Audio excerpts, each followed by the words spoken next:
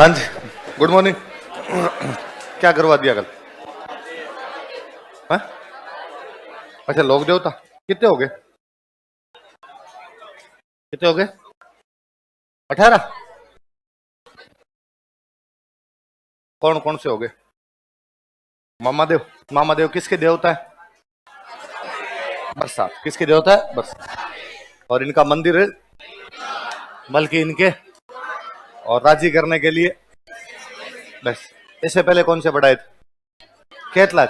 खेतलाज जी का मंदिर कहाँ पे? सोनैना पाली। और मेला कब लगता है? चैत्र शुक्ल एकम को। और हकलाने वाले बच्चों का इलाज किया जाता है। उससे पहले वीर फता जी मंदिर कहाँ पे है? संतु कहाँ है? जालौर के अंदर पड़ता है। और गायों की रक्षा करते हुए लड़ते हुए सही। और भाद्रपद कृष्ण नवमी को तो होता है गोगा जी, और भाद्रपद शुक्ल नवमी को होता है फता जी, वीर फता जी। अगला हर राम जी। मेला अपने को पता है, मंदिर भी पता है, जोरेडा और भाद्रपद शुक्ल पंचमी। एक बात याद रखनी थी कि सांपों के देवता और मंदिर में सांप के बिल की पूजा। अगला कौन सा? केसरिया कुंवर जी किसके बेटे थे? और ये भी उससे पहले जरेडा जी किसके भतीजे थे? किसको मारा था? और नाम क्या है इनका? एक और नाम रूपनाथ। हिमाचल प्रदेश में क्या कहते हैं? बालकनाथ। और मंदिर कहाँ कहाँ पे? कोलुमंड जोधपुर और इधर आपका और जुंजार। जुंजार जी का जन्म तो कहां पर हुआ था? इमलोहा। मंदिर कहां पे बना हुआ है? चाल। और मंदिर में मेला कब लगता है? रामनवमी। मूर्तियां कितनी है? 5। 5 है ना? किस किस की? दूल्हे की, दुल्हन की और 3 भाइयों। इससे पहले बिगाजी। बिगाजी महाराज का रीडी गांव कहां पर? रीडी। गायों की रक्षा के लिए लड़ते हुए शहीद हो गए थे। और कौन से समाज के लोग? उससे पहले तलीनाथ जी महाराज। तलीनाथ जी महाराज कहाँ के सामंत थे? शेर के। किसके भाई थे? चुंडा। अपने पिता पिता का नाम क्या था? हत्या का बदला लिया, तलीनाथ जी नाम हो गया। गुरु जी कौन थे? जलंधर नाथ। और मंदिर कहाँ पे बना? पांचोटा। किसके देवता माने जाते? ओरण। किसके देवता? ओरण। उससे पहले मलिनाथ जी कहाँ के राजा थे? और हरि कीर्तन करवाया था किस साल? गुरु जी कौन थे इनके? हुकम सिंह बाटी। कौन थे? मंदिर कहाँ पे बना हुआ है? तिलवाड़ा। और तिलवाड़ा में कब से कब तक मेला? चैत्र कृष्ण एकादशी से चैत्र शुक्ल एकादशी मेला था। रानी का नाम क्या था? रूपा देवी। ये भी एक लोक देवी है और इन्होंने समाज से छुआछूत कम करने के प्रयास किए। और देव बाबा। मंदिर कहाँ पे? नंगला जहाज कहाँ पे? भरतपुर में। और मेला कब लगता है? भाद्रपद शुक्ल पंचमी और चैत्र राजी करने के लिए। क्यों गवालों को भोजन क्यों करवाना पड़े? क्योंकि पशु चिकित्सक गायों की रक्षा करने वाले देवता या पशुओं की रक्षा करने वाले देवता। आगे देवनारायण जी महाराज का जन्म कहां पर हुआ? आज पिताजी का नाम क्या था? सवाई बोल। मम्मी का नाम क्या था? पत्नी का नाम क्या था? और इनका जन्म एक बगड़ावत गुर्जर परिवार में हुआ। बगड़ावत कहानी किसकी लिखी हुई है? लक्ष्मी कुमारी चुंडावत। कहाँ के राजा को मार के बिनाए अपने पिता की हत्या का किसके अवतार माने जाते हैं? किसके देवता माने जाते हैं? मंदिर में क्या चढ़ाओ? मंदिर में क्या नहीं होती? मूर्ति नहीं होती। किसकी पूजा करते हैं? और इनकी जो फड़ है वो राजस्थान की सबसे। और किसके साथ गाते हैं? जंतर। कौन गाते हैं? गुर्जर जाति के जो बहुत लोकप्रिय फड़ किसकी है? और इन पे भी डाक टिकट जारी हो गया। और इनकी फड़ पे भी मंदिर बताया था मैंने। आसीन द्वारा तो ही देवमली ब्यावर, देवधाम जोधपुरिया, देव डूंगरी चित्तौड़। और देव डूंगरी वाला मंदिर किसने बनवाया? सांगा। इतनी बात। उससे पहले कौन? तेजाजी महाराज। तेजाजी महाराज का जन्म कहां पे हुआ? पिताजी का नाम दारजी। मम्मी का नाम और पत्नी का नाम पेमल दे। कहाँ के थे? पनेर। पनेर कहाँ पे पड़ता है? अजमेर के अंदर पड़ता है। घोड़ी का नाम? इनके भोपों को क्या कहते हैं? घोड़ला। और अपनी पत्नी को लाने के लिए पनेर जा रहे थे। रास्ते में कौन से गांव में? सुरसुरा। किसकी गायों को? लाछा की गायों को बचाने के लिए उस युद्ध में क्या हो गए थे? घायल। और बाद में सांप के काटने से मृत्यु हुई। हम किस रूप में पूछते हैं? सर्प रक्षक देवता के रूप में क्या? काला बाला का देवता भी कहा जाता है। और किसान खेतों में हल जोता है तो तेजाजी महाराज के गीत गाता है। और डाक टिकट जारी। तेजाजी पे डाक टिकट जारी हो गया। और लीलैंड के नाम से ट्रेन चलती है अपने। मंदिर कहाँ कहाँ थे? पर्वत सरवाड़ा, सेंद्रिया, भावता, पनेर, सुरसुरा और बासी दुगारी। बासी दुगारी कहां पर है? बूंदी। और पर्वत सरवाड़ा मंदिर किसके टाइम में बना था? अवैध से। इनकी बहन का नाम क्या था? बुंगरी माता, और बुंगरी माता का मंदिर कहाँ पे? खरनाल। कहाँ पे? खरनाल। फिर इससे पहले पहले वाल तो पढ़ी पूछ लिए थे मैंने। अच्छा चलो, तो कौन कौन से देवता रहे, कौन से गए अब? हाँ पढ़ा दिए सारे, बच गए कोई? हाँ क्या? कल्ला जी पढ़ा तो दिए। चार हाथ का देवता कहा जाता है, जयमल के कंधों, जयमल को कंधों पे बिठा के लड़ाई की थी, अकबर के खिलाफ लड़े थे, और क्या पढ़ा है? हाँ ये लो जी बताए थे ना, उनकी बारात निकलती है बाड़मेर में। और अब चित्र बना के दिखाऊं? भाई कहीं ना कहीं वो बात आ गई तो रिपीट करने में क्या मतलब है उनका? कौन से बचे? डोंगजी, जवाहर जी, और आलमज, लिखो आलमज।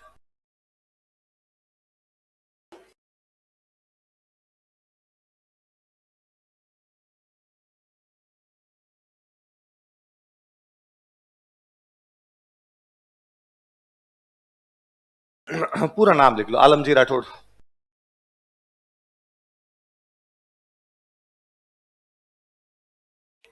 मुझे याद है एक बार आरपीसी में एक सवाल था। राठौड़ों की एक ब्रांच होती है जैतमालोत। कौन सी ब्रांच होती है? एक बार एक सवाल था, इनमें से कौन सा लोक देवता जैतमालोत राठौड़ था? कौन से लोक देवता जैतमालोत राठौड़ थे? आलमजी, लिख लो। यह राठौड़ वंश की जैतमालोत शाखा से संबंधित थे। यह राठौड़ वंश की जैतमालोत शाखा से संबंधित थे। He belonged to Jaitmalot branch of Rathore dynasty. यह राठौड़ वंश की जैतमालोत शाखा से संबंधित थे। He belonged to Jaitmalot branch of Rathore dynasty.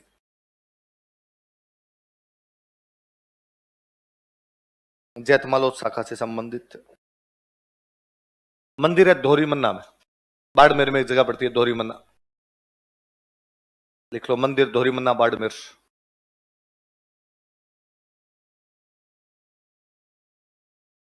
हम हिस्ट्री पढ़ते हैं तब एक चीज पढ़ते हैं, मल्लीनाथ जी पढ़ा रहे थे, मैं आपको रिकॉल करवा रहा था कि बाड़मेर क्षेत्र को मल्लीनाथ जी के नाम पे क्या बोलने लगे? मालानी। मैं कल आपको पुनः बता रहा था कि मालानी में एक पशु बहुत ज्यादा फेमस हुआ, घोड़े। मालानी घोड़े है ना, कि मालानी की सबसे फेमस कोई पशु है तो कौन से थे? घोड़े। अब मालानी के यदि घोड़े अच्छे हैं तो घोड़ों के डॉक्टर भी तो वही अच्छे होंगे, जहां जो चीज है वही वो होगी। आलम जी घोड़ों के डॉक्टर थे। लिखो, इन्हें घोड़ा रक्षक देवता के रूप में पूजा जाता है। इन्हें घोड़ा रक्षक देवता के रूप में पूजा जाता है। He is worshipped as deity who protected horses, the horse protector deity. He is worshipped as horse protector deity. इन्हें घोड़ा रक्षक देवता के रूप में पूजा जाता है। अश्व रक्षक, तो ऊंट रक्षक तो कौन से हो गए? बाबू जी। और घोड़े रक्षक कौन से हो गए? आलम जी। किस रूप में पूजा जाता है इनको? घोड़ा रक्षक, अश्व रक्षक देवता रूप पूजा। ऐसा माना जाता है कि धोरी मन्ना वाला जो मंदिर है ये एक मिट्टी की टीले पे बना हुआ, दोहरे पे बना हुआ है ना। दोहरे की जो मिट्टी है, कहते हैं यदि किसी का घोड़ा या घोड़ी बीमार हो जाए तो उस मिट्टी को लेके जाओ, उसके लगा दी जाए तो भी वो घोड़ा या घोड़ी जो होता है वो ठीक हो जाता है। प्रेग्नेंट जो घोड़ियां होती है उनको कहते हैं यहाँ मंदिर लेके आते हैं, फेरी दिलवाते हैं मंदिर के चारों तरफ, अच्छे घोड़े पैदा हो। तो मालानी के घोड़े वैसे भी अच्छे ही माने जाते हैं, आलम जी महाराज का आशीर्वाद मिले तो और अच्छे घोड़े पैदा हो। अगले लिखो, डूंग जी जवार जी।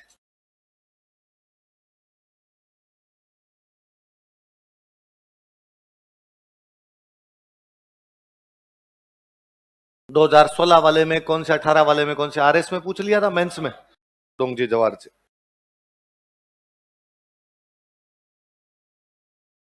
सिक्कर में गांव पड़ता है बाठोट, कौन सा है? दो ट्विंस विलेज है वास्तव में, तो बाठोट पाटोदा, कौन से गांव है? तो ये यहाँ के सामंत थे, नाम है डूंगर सिंह और जवाहर सिंह। लोकल में अपने बना दिए डूंगजी जवाहर जी, बाकी नाम क्या थे? डूंगर सिंह और जवाहर सिंह। कहाँ के सामंत थे? काका भतीजा थे, डूंगर सिंह काका थे, जवाहर सिंह क्या थे? भतीजे थे, लिख लो। ये बाठोट पाटोदा के सामंत थे, देवर शुडल लॉर्ड्स ऑफ बाठोट पाटोदा, सिक्कर में जगह पड़ती।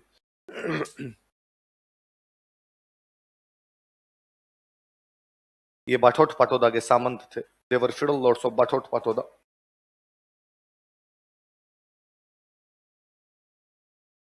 कहां के सामंत थे? बाठोट पाटोदा। लेकिन बाद में डाकू बन गए थे। कई दिन तो शेखावटी ब्रिगेड थी एक अंग्रेजों की, उसके अंदर रहे थे, बाद में डाकू बन जाते हैं। और डाकू भी वैसे अच्छे वाले डाकू, अमीरों को लूट के, देखो कालांतर में डाकू बन गए थे। Later on they became dacoits, कालांतर में डाकू बन गए थे, later on they became dacoits. तथा अमीरों को लूटकर उनका धन गरीबों में बांट दिया करते थे।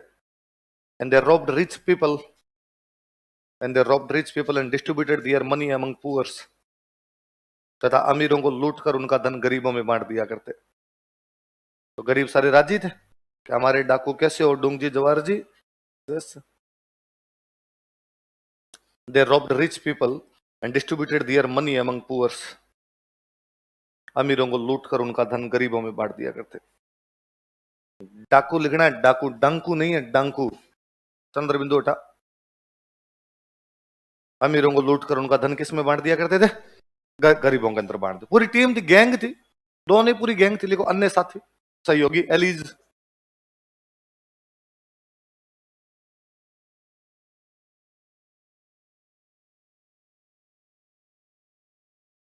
लॉर्ड जी जाट, करणा जी मीणा,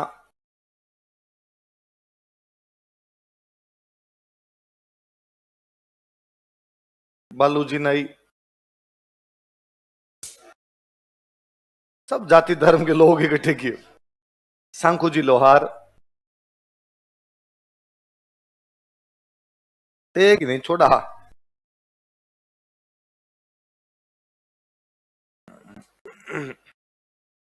जो जो इस प्रोफेशन में उतरना चाहता उनका स्वागत है। तो सारे लोग गए थे।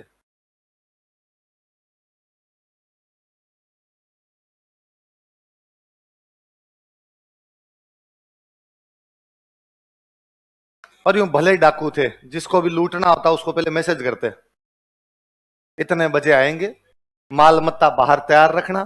यदि किसी भी प्रकार से पुलिस को सूचना देने का प्रयास किया गया तो अपने जोखिम के लिए खुद जिम्मेदार होंगे, है ना। तो पुलिस को कोई सूचना नहीं देनी, इतना माल घर के बाहर निकाल के रख देना, हम चुपचाप ले जाएंगे, तुम्हारे साथ किसी भी प्रकार की जान माल की हानि नहीं। वो कहता माल तो ले गए, अब हानि कहां बची, ज्यादा है तेरे पास, इतने का क्या करेगा, कुछ दे हमें, ताकि हम किस में बांटेंगे। और खुद के पास रखते भी नहीं, खुद के पास इतना ही जिसे घोड़े कर ले और हथियार आ जाए थोड़े बहुत, बाकी अपने कुछ नहीं चाहिए। बाकी कोई आगे कहता है साहब मुझे बेटी का ब्याह करना, रुपए नहीं दे दो रे। कोई कहता गाय मर गई, अब टावरों में धीना ही नहीं बचा, हमारे तो दूध ही नहीं कि दे दो। कोई आ कहता हमारे तो भाई झोंपड़ा जल गया, रहने के लिए घर ही नहीं है हमारे, तो इसको दे दिया जाए। इस बार हमारे खेत में दाने नहीं हुए, खाने के लिए कुछ नहीं, इसको दे दिया जाए। तो अमीरों को लूटते और गरीबों में उनका धन बांट। शेखावटी में एक जगह पड़ती है रामगढ़, कौन सी जगह, नाम ही है रामगढ़ शेखावटी। सेठ रहते थे बहुत बड़े बड़े सेठ, इसलिए उसका नाम है रामगढ़ सेठान। तू बता दे आज, तू तेरे वाली बात सुन लेते हैं, लखड़ा हो देखे, ब्लैक शर्ट दाढ़ी, नहीं नहीं नहीं नहीं, वो क्या बात थी, तू बता दे आज, तेरे वाली सुन लेते हैं। मैं ड्रीम 11 पे टीम बना लूंगा।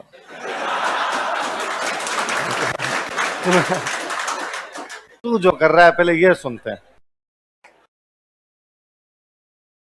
हाँ बता देगे, तेरे पास कोई इससे भी ज्यादा इंटरेस्टिंग स्टोरी है तो वो बता दे।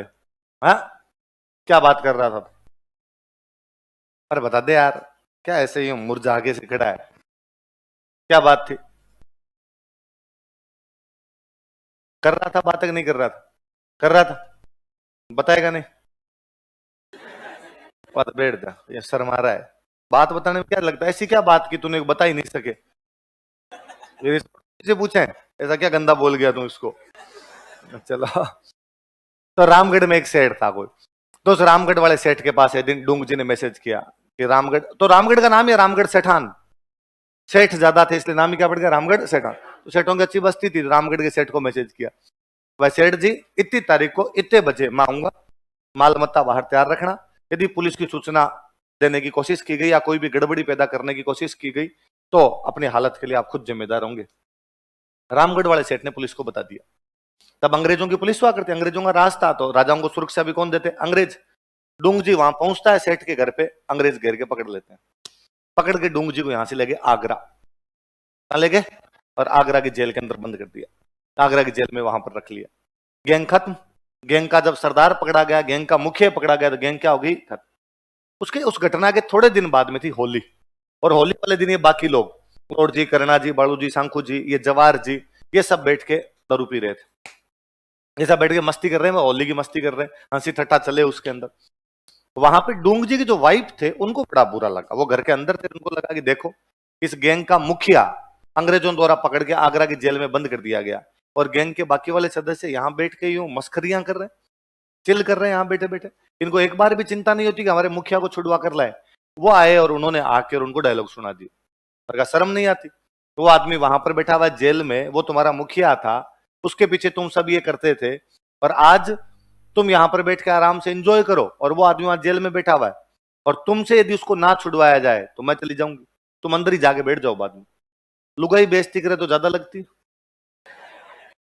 उतर जाती है बाद में जो पी हुई होती है सारी। तो उन सब ने कसम खाई कि नहीं यार ये बात तो सही है, डूंगजी तो वहां बैठे हैं, अपने यहाँ बैठे हैं, अब तो किसी भी कीमत पर डूंगजी को छुड़ा के लाएंगे। तो यहां से एक 30-35 लोगों की पूरी गैंग बनाई और गैंग बना के यहां से गए आगरा। आगरा के किले में जहां पे जेल थी उसके पास में जाके बैठ गए। लॉर्ड जी बने हुए थे साधु। लॉर्ड जी क्या बने हुए? लंबी चौड़ी हाइट थी, यूं दाढ़ी बड़ी हुई थी शानदार वाली सी, और भगवा कपड़े धारण कर लिए, बाबा जी बन गए, पूरे एकदम बाबा जी लगे। वो साधु बने हुए, जैसे वहां जाके बैठे भजन वजन करने शुरू किए तो अंग्रेज भाग के, अंग्रेजों ने कहा जेल के आसपास में कोई नहीं बैठ सकता, ये जेल है, और तुम यहाँ कैसे बैठो, डेरे लगा के खड़े हो, यहां से जाओ। तो नहीं साहब जाएंगे तो नहीं। क्यों नहीं जाओगे? क्योंकि हम तो बारात लेके जा रहे थे, दूल्हा मर गया, इसलिए दूल्हे का अंतिम संस्कार तो हम करके आ गए पीछे। अब हमारा हिंदू धर्म कहता है कि अंतिम संस्कार के बाद 12 दिन एक जगह करने होते हैं, तो हम 12 दिन तो यहां बैठेंगे, सुबह शाम भजन कीर्तन करेंगे हम तो। अंग्रेजों ने वहां जो इंडियन अफसर लगे हुए थे, इंडियन जो पुलिस वाले लगे हुए थे, उनको पूछा क्या सिस्टम है तुम्हारा? अपने वालों ने कहा नहीं भाई, अंतिम संस्कार के बाद यदि 12 दिन ना किया जाए तो बंदा भूत बन जाता है, और भूत बन जाए तो बाद में सेधता है, जो जो उसके बीच के अंदर आए तो उनको तंग करता है बाद में। तो अंग्रेजों ने कहा ये तंग नहीं करेंगे अपने को, कि नहीं साहब ये कोई तंग नहीं करेंगे, बैठे रहने तो। अब सुबह शाम अपने भजन कर ले, गरुड़ पुराण का वाचन कर ले, गरुड़ पुराण वाचते हैं, गरुड़ पुराण का वाचन कर ले। लॉर्ड जी ये भजन वगैरह सुनाए, थोड़ी भगवान टाइप की सी बातें बताए। वो जो इंडियन पुलिस वाले वहां जो नौकरी के अंदर लगे हुए थे, वो भी शाम को जब ड्यूटी से फ्री होते तो वहां आके बैठ जाते। यार भगवान के 4 नाम लिए जा रहे, कानों में पड़ेंगे, भली बात ये, हर आदमी चाहता है कि यार भगवान का नाम ले लिया जाए। 11 दिन बीत गए भजन करते करते। 11वें दिन रात को और लॉर्ड जी ने कहा कि भाई कल अपने 12 दिन कंप्लीट हो जाएंगे, जो भी बंदा ऊपर गया उसको मोक्ष प्रदान करे भगवान, तो उसकी अंतिम यात्रा सफल रहे एकदम, और कल अपने यहां से चलेंगे। जैसे उन्होंने कहा कल जाएंगे, वो जो पुलिस वाले वहां पर आया करते भजन सुनने के लिए, वो पुलिस वालों में से एक पुलिस वाला नतमस्तक हुआ। उसने कहा बाबा जी आपने जो 11 दिन तक इतनी अच्छी अच्छी बातें बताई है, मेरी जिंदगी सुधर गई इनसे, मैंने भी भगवान का नाम लिया है, मेरे लायक कोई सेवा हो तो बताओ, मैं आपके लिए क्या कर सकता हूँ। लॉर्ड जी ने कहा यार मैं बाबा सन्यासी आदमी, मोह माया लोभ क्रोध ईर्ष्या सबसे ऊपर उठ चुका हूँ, हमें क्या चाहिए, हम फकीर आदमी है।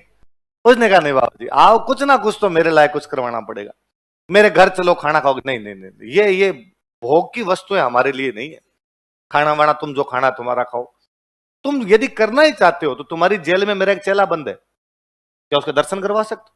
उसने बाबा जी पहले बताते आप, ये तो कभी भी करवाए जा सकते हैं, कल सुबह आ जाओ। अगले दिन सुबह सुबह डूंग जी से मिलाने के लिए किसको लेके गए? डूंग जी को उसी दिन आदेश आए थे कि काले पानी की सजा, काले पानी का मतलब अंडमान निकोबार भेजेंगे, जो खूंखार अपराधी होते हैं उनको कहां भेज दिया करते थे? अंडमान निकोबार। तो डूंग जी यूं नीचे गर्दन देकर अपने बैठे बैठे सोच रहे थे कि यार कल तो आगरा से निकाल के अपने को तो कहां भेज देंगे? काला पानी। क्या करो आप, जेल में तो जाना ही पड़ेगा। इतने में लॉर्ड जी मांगे, लॉर्ड जी ने जाका और बालक तुम्हारे क्या हालचाल?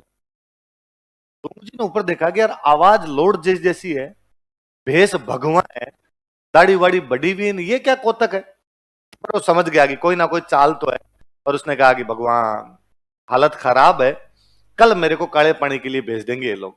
और लॉर्ड जी ने सिर पे हाथ फेरते कहा बालक चिंता मत करो, आज रात को तुम्हारे सारे कष्ट दूर हो जाएंगे। बस रात को ये पूरी गैंग आगरा के किले पर हमला करती है, आगरा की पूरी जेल लूटती है। अंग्रेजों को वहां पे मार मूर के जितने कैदी थे सबको भगा दिया था। सबसे लास्ट में डूंग जी निकला, जब ये डूंग जी निकालने गए, डूंग जी का आवाज निकलो यहां से, डूंग जी ने कहा नहीं, ये बाकी भी अपने साथी हैं अब सारे जेल के अंदर जो भी हैं, तो और पहले ये निकलेंगे, सरदार सबसे लास्ट में निकलेगा, तो बाद में बाकी साथियों को निकाला, फिर सबसे लास्ट में कौन निकल के आए? बाद डूंग जी निकल गए। अब वहां से निकल गए, निकलने के बाद वहां से कहा यार मेरे सीने में 2 ज्वालाएं धधक रही है। क्या दादा बताओ? कहा एक तो अंग्रेज जिन्होंने मेरे को पकड़ा था, एक रामगढ़ का सेठ जिसने मेरे को पकड़वाया, तो क्या किया जाएगा? इन दोनों को लूटेंगे, अंग्रेजों को भी लूटेंगे और सेठ को भी लूटेंगे। तो अंग्रेजों की कौन सी बटालियन थी जो लूट के गई थी? का नसीराबाद रहती है। क्या रहती है? नसीराबाद में अंग्रेजों की छावनी हुआ करती थी, नसीराबाद की छावनी लूटते हैं, बांध देते हैं रात को अंग्रेजों को, वहां जितने फौजी थे उनको बांध बूंद के हथियार लूट लाए थे सारे, ये नसीराबाद की छावनी लूट के लिए आए थे। तो उसके बाद लोगों में और ज्यादा हिट हुए और लोगों ने कहना शुरू किया बाद में, जय कोई जनती रानियार डूंग जिसा जवान होतो नहीं हिंदवान मेरे झंडो फिरंगान। यदि रानियों ने डूंगर सिंह जैसे जवान पैदा किए होते तो अंग्रेजों का झंडा कभी भी भारत के अंदर फहरा था। तो कौन सी छावनी लूट के लाए थे? इन्होंने अंग्रेजों की नसीराबाद छावनी लूट ली थी। They robbed Nasirabad cantonment of Britishers. इन्होंने अंग्रेजों की नसीराबाद छावनी लूट ली थी। They robbed Nasirabad cantonment of Britishers.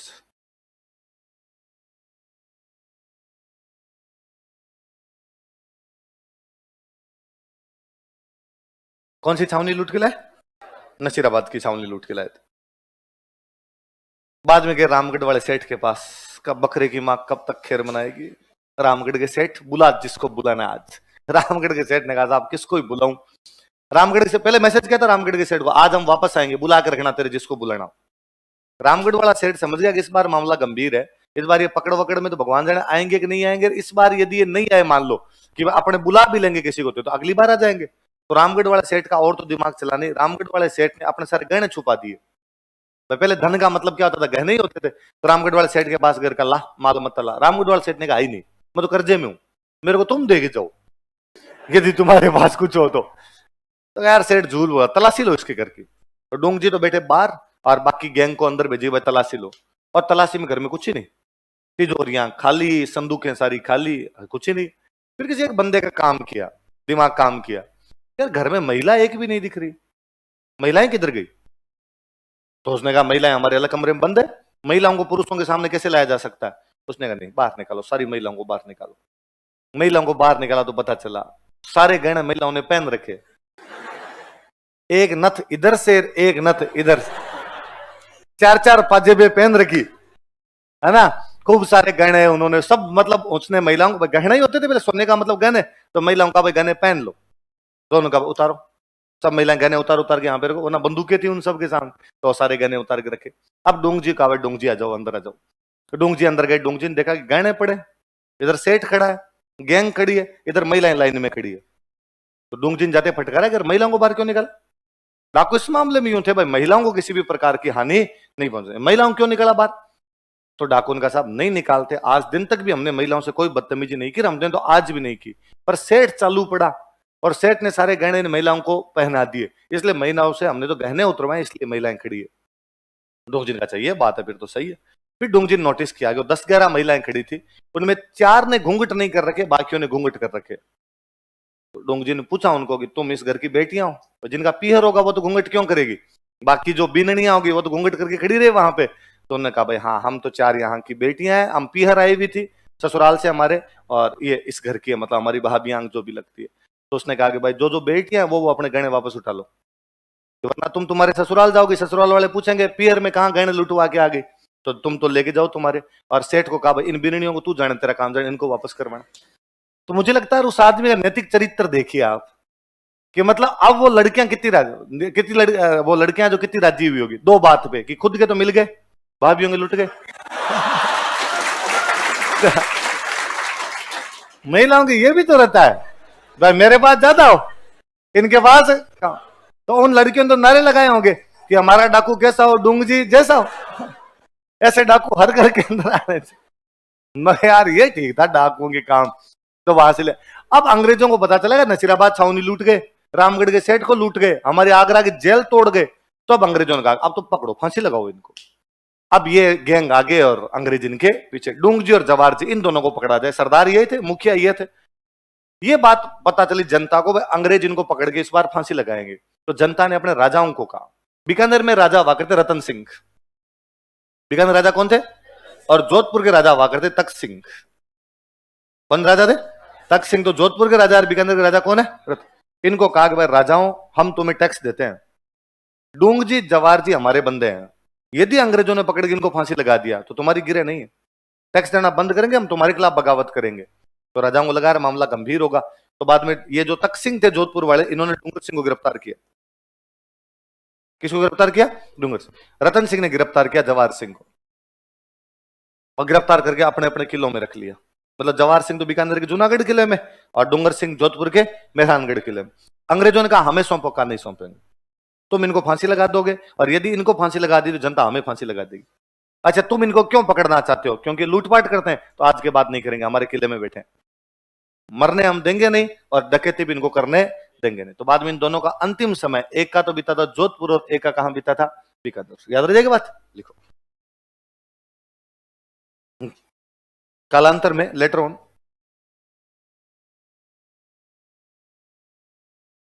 Jodhpur महाराजा तख्त सिंह ने डूंगर सिंह को गिरफ्तार कर लिया था। जोधपुर महाराजा तख्त सिंह अरेस्टेड डूंगर सिंह। जोधपुर महाराजा तख्त सिंह ने डूंगर सिंह को गिरफ्तार कर लिया था। जोधपुर महाराजा तख्त सिंह अरेस्टेड डूंगर सिंह।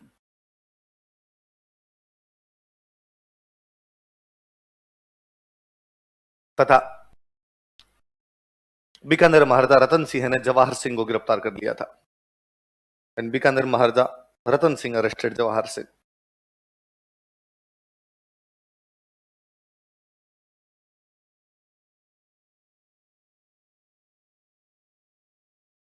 बीकानेर महाराजा रतन सिंह ने जवाहर सिंह को गिरफ्तार कर लिया था। बीकानेर महाराजा रतन सिंह अरेस्टेड जवाहर सिंह। जवाहर सिंह ने किसको गिरफ्तार कर लिया था? रतन सिंह ने किसको कर लिया था? जवाहर। तो एक का अंतिम समय बीता बीकानेर में, एक का अंतिम समय कहां बीता था? जोधपुर। याद रह जाएगी बात? बस ये आपके लोक देवताओं ने। नया हेडिंग डालो, राजस्थान की लोक देवियां।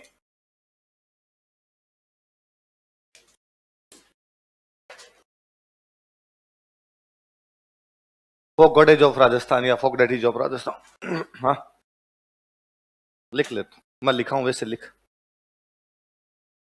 वैसे राजस्थान में बाटा बाटा भूमि है,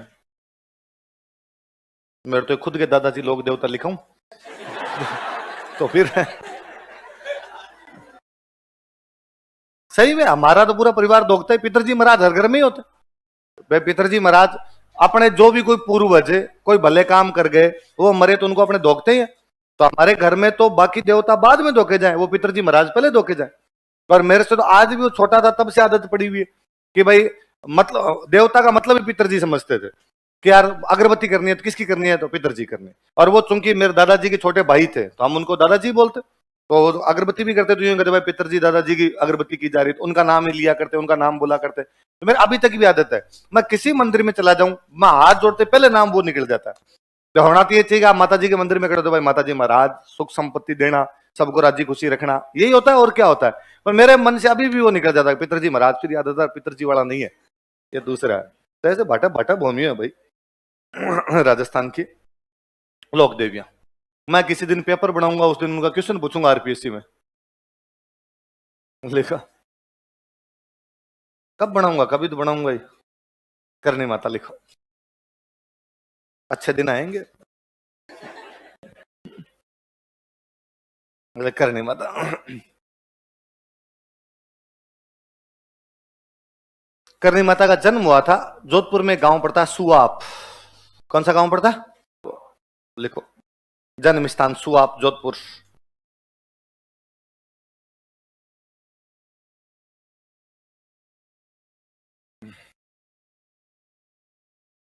चारण परिवार में जन्म हुआ है, लिख लो।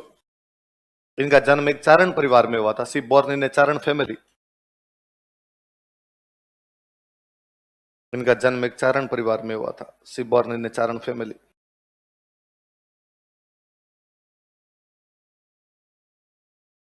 मंदिर कहां पे बना हुआ? देशनोक। लिख लो, मुख्य मंदिर देशनोक बीकानेर। Main temple Deshnoke Bikaner.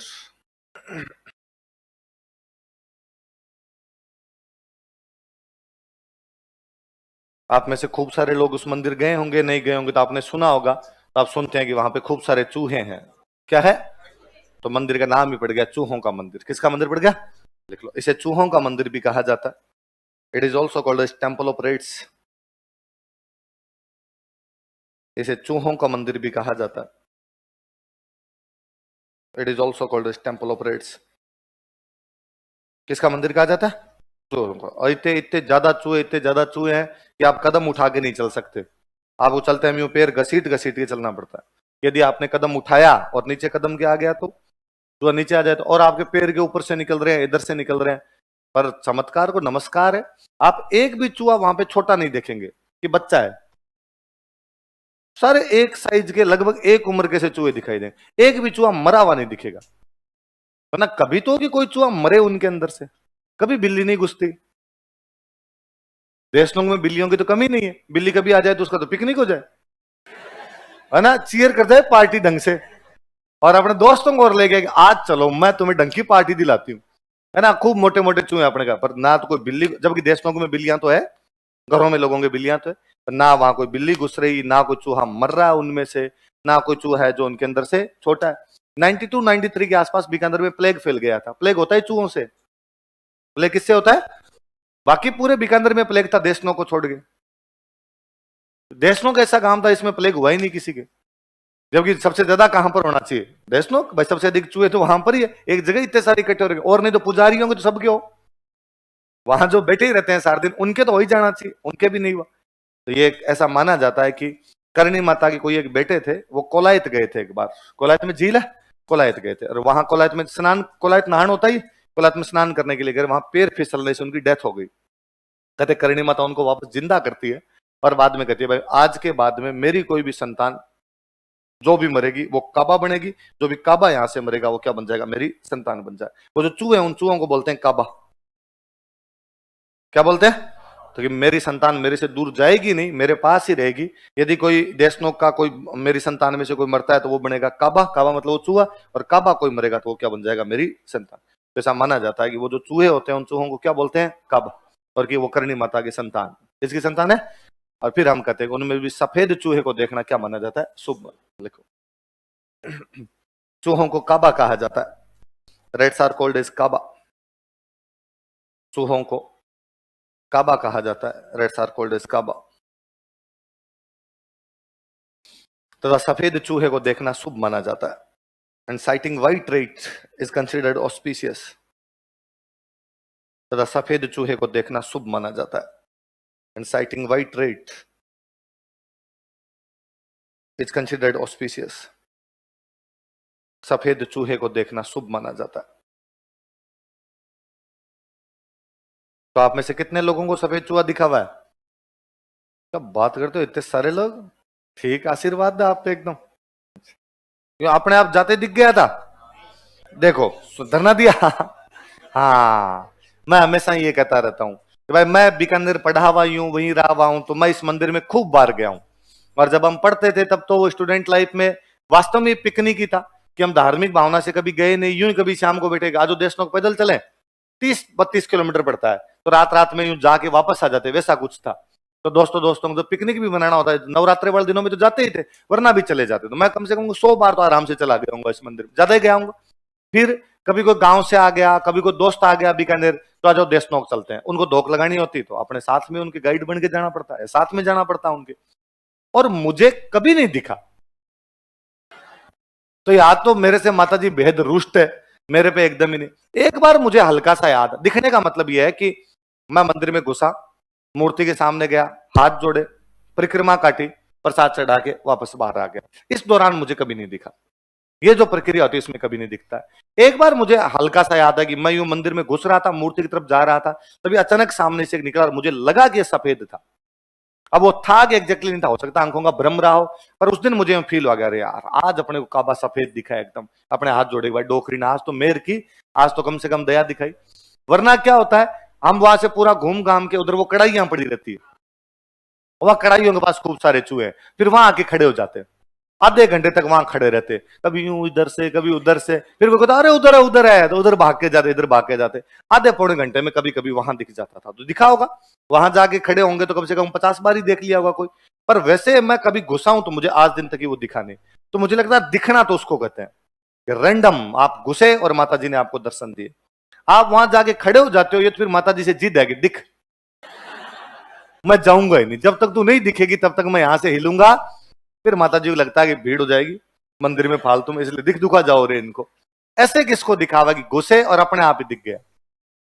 और देखो संख्या में कमी आ गई, 5 से 7। पहले आप 50-60 लोग थे, ऐसे दिखे उस दिन मानना कि भाई आप पे माता जी क्या हुई है, दया हुई है। और इधर उधर से यूं ढोलक वाले के पास बैठ के, कड़ाइयों के पास जाके जबरदस्ती देखो, उसको दया नहीं बोलते। अभी तक माता जी की भक्ति पूर्ण अपनी नहीं हुई, अपनी पूर्ण होगी तब डोगरी दर्शन देगी, तो भक्ति में और तेजी लाने की आवश्यकता है। चलो ठीक है, तो अब ये मंदिर तो कौन सा आपके, देशनोक वाला मुख्य मंदिर। इस मंदिर से थोड़ा सा अंदर से जंगल की तरफ देशनोक में एक मंदिर और है, जिसको बोलते हैं नेहड़ी जी का मंदिर। क्या बोलते हैं, नेहड़ी जी का मंदिर। लिखो आप, मैं बताता हूं फिर। देशनोक में नेहड़ी जी का मंदिर भी है। There is also a temple of Nehri ji in Deshnoke. Deshnoke में नेहड़ी जी का मंदिर भी है। There is also a temple of Nehri ji in Deshnok.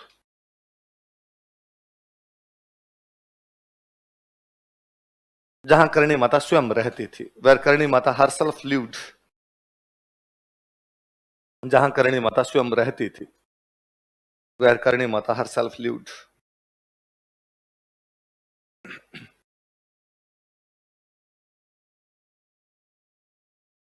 बिलोना, बिलोना देखा होगा, बिलोना समझते हो।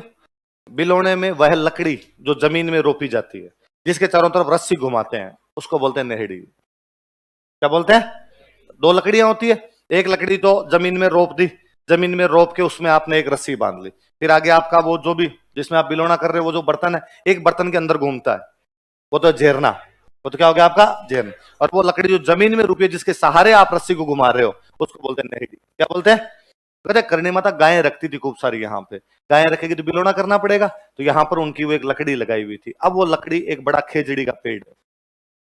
बड़ा किसका पेड़ है, खेजड़ी। तो उस खेजड़ी वाले पेड़ को अब क्या बोलते हैं, नेहड़ी जी। और ऐसा मानते हैं कि यहाँ पे करणी माता बिलोना किया करती थी। और लोग ऐसा कहते हैं कि यदि इस पेड़ की छाल अपने चर्म रोगों पे लगाई जाए तो चर्म रोग क्या हो जाते हैं, ठीक, इससे चर्म रोग ठीक हो जाते। तो पहले लोग वहां से उस खेजड़ी की छाल उतार उतार के लेके जाते, तो पहले लोग ही कम जाया करते, कम जाते तो खेजड़ी की छाल थोड़ी थोड़ी उतार के लेके जाते। अब जनता जाने लगे बैंकर, तो अब तो यूं टूट पड़ेगी, लड़ाई हो जाएगी, तो आजकल उस खेजड़ी की छाल को कवर्ड कर रखा है, पूरे लोहे की जाली लगा रखी है, ताकि यहां से कोई लड़ाई करने की कोशिश ना करे, इसको उतारने की कोशिश ना करे। वरना ऐसा मानते थे कि भाई इस खेजड़ी की छाल को उतारने से, और यदि आप अपने स्किन डिजीज पे लगाते हो, चर्म रोगों पे लगाते हो, तो क्या हो जाते हैं, ठीक। वहां वो जो मंदिर बना हुआ है उसके नीचे की तरफ एक गुफा है। ऐसा मानते हैं कि यहाँ इस गुफा में बैठ के और करणी माता पूजा किया करती थी, यहाँ पे बैठ के माता जी का ध्यान किया करती, वो ईश्वर का ध्यान लगाती। तो कि जब इस गुफा के अंदर करणी माता जाती, तब अपने सब लोगों को कह के जाती कि मैं अंदर जा रही हूं, तो मेरे से बिना बताए अंदर कोई भी नहीं आएगा, जो भी अंदर आएगा मुझे बता के आएगा। ऐसा कहते हैं कि करणी माता वहां जाके अपना रूप परिवर्तन किया करती थी, जब वो तपस्या में बैठती तब अलग अलग रूप के अंदर बैठा करती थी। इसलिए आज भी लोग जब उस गुफा के अंदर जाते हैं तो बिना मारे नहीं जाते, या तो उस दीवार के थापी लगाते हैं, इसका हम सूचना दे रहे हैं। वरना गांव में आने का वो सीधा सतरी का खंखारे करो, खंखारे करके अंदर घुसो, है ना। तो आप भी यदि कभी गए हो कभी उस गुफा में, नेहड़ी जी का मंदिर किस किसने देखा है, हाँ तो उसमें नीचे वाली गुफा में कौन कौन गया आप में से। अच्छा हाँ, तो उस गुफा में आप अगली बार जब भी जाओ सीधे मत घुसा करो, उसमें जब भी घुसो तो या तो उसकी दीवार पे मार के घुसा करो या खंखारे करके घुसा करो। ये नहीं उस सीधे उस सीढ़ियों में उतर गए, सीधे उतरने से करणी माता नाराज होती है, ऐसा माना जाता है कि वो कहते हैं कि भाई जो भी आएगा मेरी परमिशन लेके अंदर आएगा। तो जब डोकरी ने कही रखा परमिशन लेके आएगा तो परमिशन मांगी जाए बाद में उनसे। देशनोक में एक मंदिर और है, तेमड़े राय माता जी का। किसका मंदिर है, एक माता जी थे तेमड़े राय, जिनकी करणी माता खुद पूजा करती थी। करणी माता खुद किसकी पूजा करती थी, तेमड़े। तो तेमड़े राय माता जी का मंदिर भी देशनोक बना हुआ है। यहाँ वो चीजें रखी हुई है जिनका Karni Mata day to day की लाइफ में प्रयोग करती थी। जैसे करणी माता का त्रिशूल रखा हुआ है, करणी माता का एक संदूक रखा हुआ है, करणी माता की शादी का तोरण रखा हुआ है। तो वो सारी चीजें रखी हुई कौन से मंदिर में रखी हुई, देख लो। करणी माता स्वयं तेमड़े राय माता जी की पूजा करती थी। Karni Mata her self worshipped तेमड़े Rai Mata जी। करणी माता स्वयं तेमड़े राय माता जी की पूजा करती थी। Karni Mata her self worshipped तेमड़े Rai Mata जी। करणी माता स्वयं तेमड़े राय माता जी की पूजा करती थी। तथा देशनोक में तेमड़े राय माता जी का मंदिर भी स्थित है। Temple of Temde Rai Mata ji is also located at Deshnoke. तथा देशनोक में तेमड़े राय माता जी का मंदिर भी स्थित है। And temple of Temderai Mataji is also located at Desnok.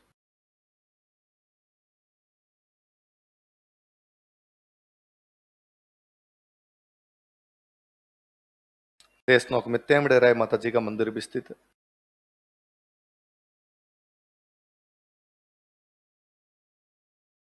किसका मंदिर स्थित है?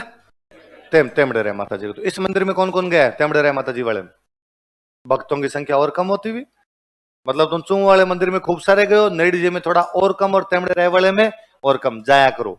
वास्तव में चूहों वाला जो मंदिर है, जो मुख्य मंदिर है, वो लोगों ने पिकनिक वाला बना लिया। वहां कभी मुझे लोगों को देख के लगता ही नहीं कि श्रद्धा के भाव से भी आते हैं।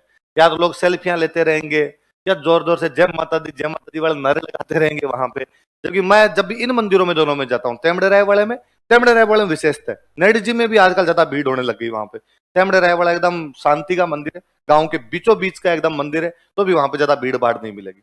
नॉर्मली करणी माता की खुद की वो वस्तुएं, संदूक वगैरह है, तो आपको फील भी आता है कि ये करणी माता वाला संदूक ही है। आप यूं वो रेज महसूस करते हो कि भाई नहीं, डोकरी यहाँ आसपास इन वस्तुओं के आसपास रही है, तो उनका आशीर्वाद अपने को मिले। बाकी सब जगह वो वैसा फील आने लग गया कि ठीक है, कोई मंदिर है, मंदिर में हाथ जोड़ के जाना। तो अगली बार जाओगे तो कौन से मंदिर में जाके आओगे? तो देशलोक में 3 मंदिर है बेसिकली। करणी माता खुद वाला मंदिर, एक नेडी जी वाला मंदिर, एक कौन सा है, चील। चील जो पक्षी होता है चील, उसमें सफेद चील, उनको करणी माता का प्रतीक माना जाता है। करणी माता का प्रतीक किसको माना जाता है? चील। लिख लो, करणी माता का प्रतीक, symbol of Karni Mata, eagle. Karni Mata का प्रतीक चील। वहां लोकल भाषा में लोग बोलते हैं सांवली, कोष्टक में लिख लेना सांवली।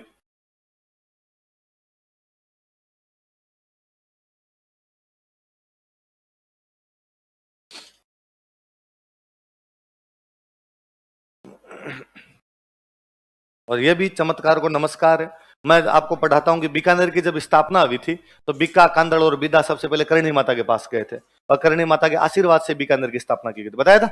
और उस दिन करणी माता ने कहा था कि बीका तेरो बीकाणो जोदण सवायो बाद से, बीका तेरो बीकाणो जोदण सवायो बाद से। हे बीका, तेरा जो बीकानेर है वो जोधपुर से भी क्या हो जाएगा? सवाया। जोधपुर से भी ज्यादा फलेगा फूलेगा। और आप एक चीज नोटिस कीजिए, हमने गोहिल वंश पढ़ा, गोहिलों की एक रियासत पड़ी मेवाड़। कौन सी पड़ी? खूब बड़ी पड़ी, मतलब 15 दिन मेवाड़ पड़ी होगी। फिर हमने पढ़ा डूंगरपुर, मासोड़ा, प्रतापगढ़ और शाहपुरा, एक दिन में पढ़ दिए थे। मतलब मेवाड़ से अलग होकर जो भी रियासतें बनी, उनकी ज्यादा कोई बड़ी हिस्ट्री हमने नहीं पढ़ी। अच्छा, हमने पढ़ा जयपुर, जयपुर से अलग होकर बना था अलवर, अलवर वाली हिस्ट्री भी हम पढ़ गए थे, आधे एक दिन के अंदर पढ़ गए थे। जोधपुर से अलग होकर एक रियासत बनी किशनगढ़। कौन सी बनी? मैंने 5 मिनट में किशनगढ़ का इतिहास पढ़ाया था आपको। किशन सिंह के बारे में 4 बातें लिखी और कुछ हमने लिखी नहीं उसमें। जोधपुर से अलग होकर बनी थी बीकानेर, 3 दिन लगे पढ़ने में। जो रियासतें टूट के बनी थी, किसी भी मुख्य रियासत से टूट के जो रियासतें बनी, उनमें कोई रियासत फली फूली थी, तो वो रियासत कौन सी है? ये डोकरी का आशीर्वाद ही है, और क्या नहीं। आज भी बीकानेर में जो जूनागढ़ वाला किला है, उस पर बीकानेर स्टेट का झंडा है। बीकानेर जिन दिनों में अलग देश हुआ करता, तो झंडा था वो जूनागढ़ के ऊपर झंडा लगाया हुआ है, जंगलदर बादशाह वाला, और वो जो झंडा है वो वहां पे लगाया हुआ है। आप कभी चले जाइए, उस झंडे के ऊपर हमेशा चील मिलेगी। भगवान जाने कहां से आती है, कहां नहीं आती है वो, पर उस झंडे पर हमेशा मंडराती दिखेगी। आप उस टाइम नहीं दिखे, आप 2-4 मिनट खड़े हो जाइए, कहीं ना कहीं आसमान से आएगी और चील उसके ऊपर मंडराती रहेगी। तो ऐसा माना जाता है कि करणी माता का आशीर्वाद ही। और डोकरी ने खूब पर्चे दिखाए। 2000 के आसपास, या 2001 या 2000 की बात है, मैं भूल गया, बीकानेर में सैनिकों की जो छावनी है, उस छावनी में आग लग गई। छावनी में आग है ना, और आग भी वहां पे जहां पे ये खड़े हैं आपके आयुध वाले ट्रक खड़े, हथियारों के ट्रक खड़े, गोला बारूद जहां पर था वहां पे लग गए। अपने आप बम फूटने लग गए, अपने आप कोई तोप का गोला जा रहा है और शहर के अंदर जाके कहीं भी जाके गिर रहा है वहां पे। आबादी के क्षेत्रों में गिरे, उसके बावजूद एक सिंगल आदमी मरा नहीं। मतलब वो ऐसे ऐसे जहां पर जाके गिरा वहां पर बंदा नहीं है, उसके इधर भी बंदा कोई खड़ा है, इधर भी बंदा खड़ा है। मतलब इतना भयंकर वाला था कि आसपास के लोग अपने घर खाली कर करके भाग गए थे। धमाके धमाके हो रहे हैं चारों तरफ। जैसे तैसे करके लोगों ने वो आग बुझाई, उन ट्रकों को वहां से बाहर निकाला, पर हताहत कोई नहीं, सिंगल आदमी की कैजुअलिटी नहीं हुई। तो ऐसा कहते हैं, ऐसी कहानियां हैं कि देशनोक के जो पुजारी जी थे, वो उनके सपने में, और करणी माता उनके सपने में आते हैं, और करणी माता उनके सपने में आगे कहते हैं कि इन बीकानेर वालों को कहना कि कल मैंने बचाया था, पर इस वजह से मेरे सारे हाथ जल गए, उस आग को बुझाने में मेरे हाथ जल गए। मुझे अब भी याद है वो घटना। तो बीकानेर में अगले दिन सारी महिलाओं ने हाथों में मेहंदी लगाई थी। हाथ जब जल जाते हैं तो जलन को कम करने के लिए क्या लगाई जाती है? मेहंदी। क्योंकि करणी माता के हाथ जले हुए हैं, तो करणी माता के हाथों की जलन को कम करने के लिए क्या लगाई जाए? मतलब कैसे बुझी होगी आग, कैसे नहीं बुझी होगी, चार अलग बातें हैं। पर वो अपने आप में चमत्कार ही है कि बंदा नहीं मरा कोई, वरना इतनी बड़ी आग किसी शहर में लग जाए, शहर तबाह हो जाए। मगर सिंगल आदमी नहीं बचा, इतनी भयंकर वाली आग थी। उसके बावजूद ट्रकों की आग बुझी है, ट्रकों को बाहर निकाला गया, कैजुअलिटी नाम की कोई भी चीज नहीं। तो करणी माता का आशीर्वाद तो पूरा ही रहा था बीकानेर पे, कि बीकानेर फला फूला, बीकानेर का ध्यान रखा करणी माता ने। मुझे अब भी याद है कि युद्ध पढ़ाया था मैंने, गंगवाना का युद्ध पढ़ाया था। तो गंगवाना वाला जब युद्ध हुआ था तो अभय सिंह ने बीकानेर घेर लिया था भयंकर तरीके से। अभय सिंह अपनी आर्मी लेके बैठा हुआ है और जोरावर सिंह अंदर है, और जोरावर सिंह को कोई नजर नहीं आया बेचारे को, यार कैसे बचेंगे। और अभय सिंह ने, मैं कब्जा करूंगा बीकानेर पे, लूटूंगा तुम्हारा बीकानेर पूरा का पूरा। और जोरावर सिंह को लगा यार पार तो नहीं पड़ेगी। बीकानेर के राजा करणी माता पे अथाह विश्वास ही रखा करते थे। तो जोरावर सिंह अंदर बैठा बैठा सोचता है, तो करणी माता को, करणी माता के बारे में कहता है कि कह तो तू डोकर थई, कह तू गई विदेश, खून बिना क्यों खोसी जहर निज बिकारो देश। ये करणी माता, या तो तू डोकर हो गई, मतलब बुढ़ी हो गई, और अब तेरे से हमारी रक्षा होती नहीं है। कह तू गई विदेश, यहां कहां चली गई? विदेश, यहां रहती नहीं है। खून बिना क्यों खोसी जहर निज बिकारो देश। आज हालत देख ये है कि हमें लड़ाई भी नहीं कर सकते, हम बाहर से घेर लिया, हमारे पास इतनी सेना भी नहीं है कि बीकानेर को बचा सके, और आज बिक्का का देश बिना खून के छीन लिया जाएगा। आज मरेंगे हम सारे के सारे, आज हमें बचाने वाला कोई नहीं है, तू पता नहीं कहां रह गई। तो कहते जोरावर सिंह को लगा कि अपनी पार नहीं पड़ेगी, तो जोरावर सिंह ने सवाई जय सिंह के पास में अपना मैसेज किया। सवाई जय सिंह जयपुर का राजा था। सवाई जय सिंह के पास मैसेज किया, भाई हमें बचाओ वरना पार नहीं पड़ेगी इस बार हमारी। सवाई जय सिंह बदमाश आदमी था। तो सवाई जय सिंह के पास जब बीकानेर वाले आए और आका भाई जोरावर सिंह ने भेजा है और हमारी रक्षा की जाए, हमारी सहायता की जाए, तो सवाई जय सिंह ने वापस हंस के कहा कि मैंने सुना बीकानेर वालों की रक्षा करनी माता करती है, तो इस बार कहां गई? इस बार तो नहीं है रक्षा करने के लिए। तो वो जो बीकानेर से बात करने आया था वो बड़ा तेज तर्रार आदमी था। उसने कहा इस बार करणी माता ने मैसेज किया कि मेरी जगह सवाई जय सिंह सहायता करेगा। फिर सवाई जय सिंह को लगा भाई अभय सिंह ने क्या घेर रखा है बीकानेर, तो सवाई जय सिंह ने कहा अपने जोधपुर पे अटैक किया जाए। तो जैसे ही सवाई जय सिंह की सेना जोधपुर से चले, अभय सिंह को पता चला कि सवाई जय सिंह क्या लूटने जा रहा है, तो बीकानेर खाली करके भागता है। यहाँ गंगवाना में लड़ते हैं।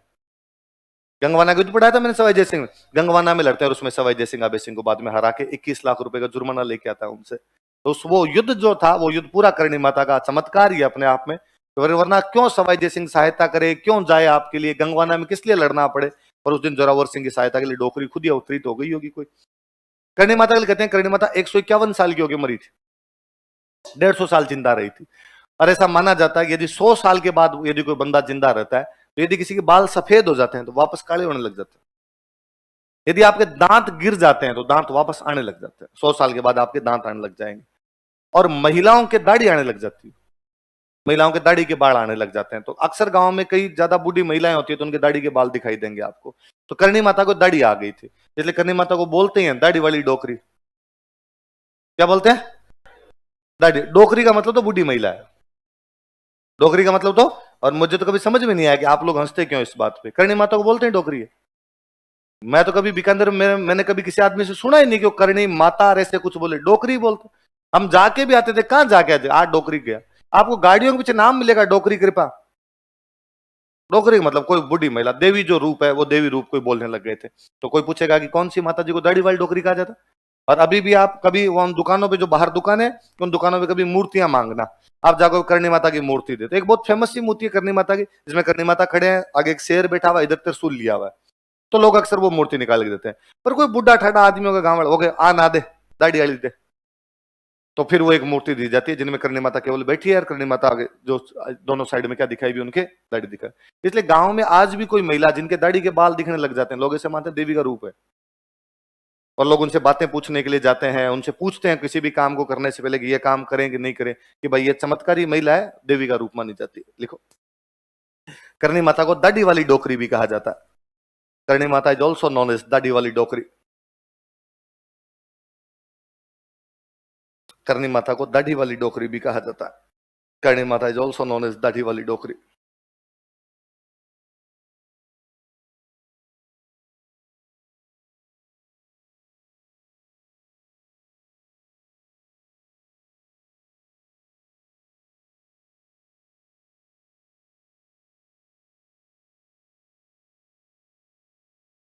क्या कहा जाता करणी माता को? याद रह जाएगी सारी बात? चलो ठीक है, आगे लिखो, इसके बाद अगली माता जी लिखो, जीर्ण माता।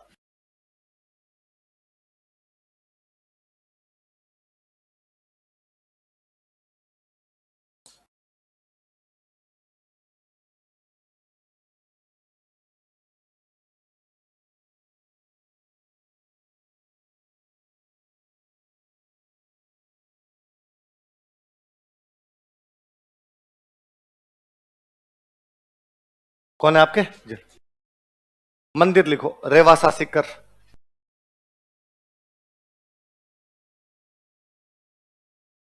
सिक्कर में गांव पड़ता है रेवासा।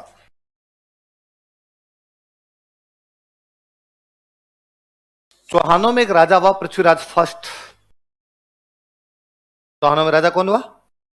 उसका एक सामंत था, उस सामंत का नाम था हट्टड़ मोहिल। क्या नाम था सामंत का? मोहिल। चौहानों की एक ब्रांच होती है, तो चौहानों में से कोई चौहान हुआ, उसका नाम क्या था? हट्टड़ मोहिल। कौन से राजा के टाइम में? पृथ्वीराज प्रथम अपने सांबर का चौहान राजा है, और यहाँ का जो सामंत है उसका नाम क्या? हट्टड़ मोहिल। उसने इस मंदिर का निर्माण करवाया था। तो इस मंदिर का निर्माण कौन से चौहान राजा के शासनकाल में हुआ? कौन से सामंत द्वारा करवाया गया? देखो, चौहान राजा पृथ्वीराज प्रथम के शासनकाल में, during regime of Chauhan king Prithviraj first. Chauhan राजा पृथ्वीराज प्रथम के शासनकाल में, during regime of Chauhan king Prithviraj first, उसके सामंत हट्टड़ मोहिल ने इस मंदिर का निर्माण करवाया था। His feudal lord हट्टड़ Mohil built this temple.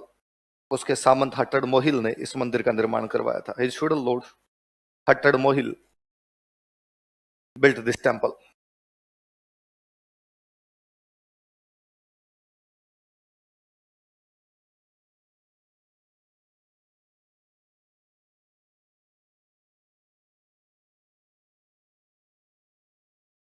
इस मंदिर के पास ही जीर्ण माता के भाई का मंदिर भी है। जीर्ण माता के भाई का नाम था हर्ष। क्या नाम था? तो दोनों, एक पहाड़ी पर जीर्ण का मंदिर है, एक पहाड़ी पे हर्ष का मंदिर। लिख लो। इस मंदिर के पास, नियर दिस टेम्पल,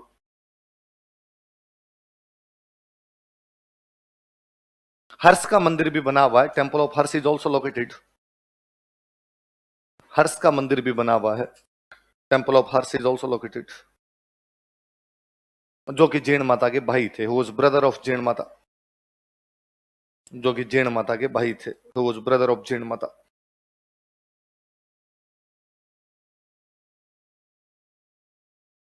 और जो हर्ष वाला मंदिर था, ये चौहानों में एक राजा हुआ गुवक प्रथम, पढ़ते हैं अपने, उसने बनवाया था। लिख लो, इस मंदिर का निर्माण चौहान राजा गुवक प्रथम ने करवाया था। This temple was constructed by Chauhan king Guvak first.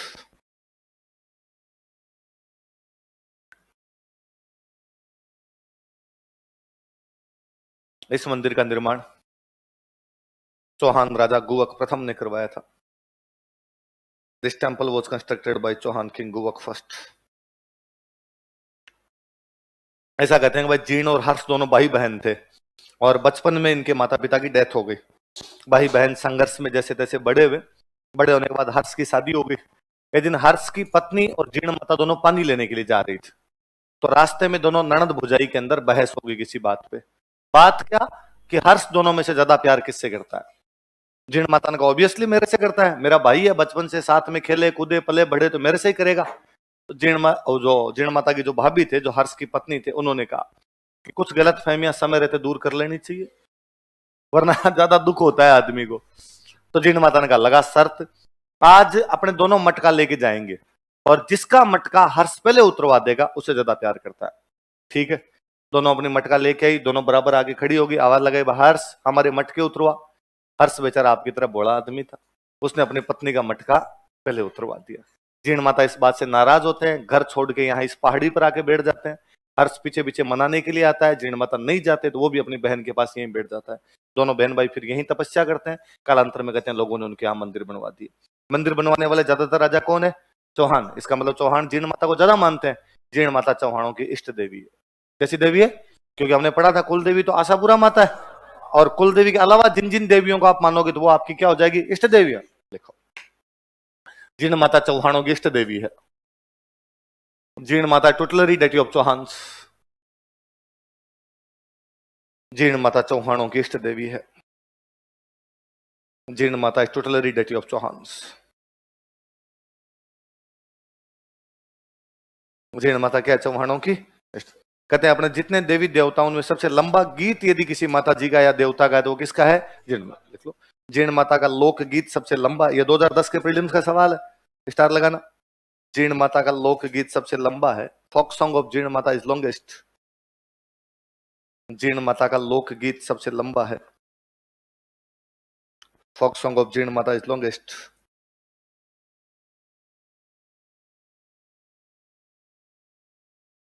कहते हैं एक बार औरंगजेब ने आदेश दिया कि इस मंदिर को तोड़ दिया जाए।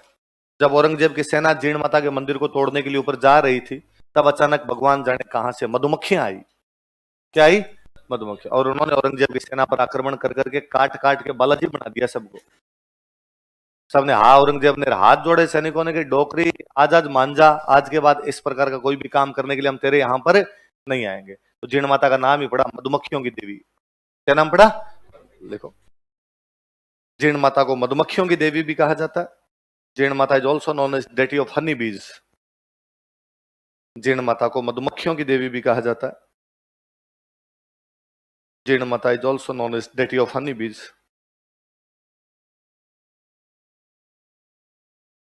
मधुमक्खियों की देवी भी कहा जाता है।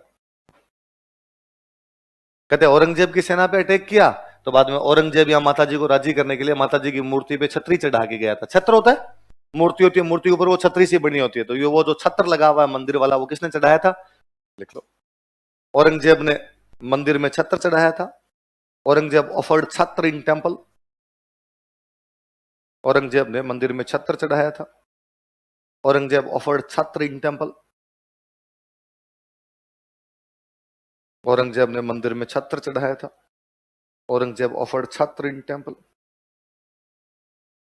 और औरंगजेब ने कहा कि आज के बाद इस माता जी की पूजा में जितना भी घी लगेगा ये मैं दिल्ली से भेज दूंगा। तो औरंगजेब का जब तक मुगलों का जब इस मंदिर के लिए घी केंद्र सरकार द्वारा भेजा जाता है, central government sends ghee for this temple.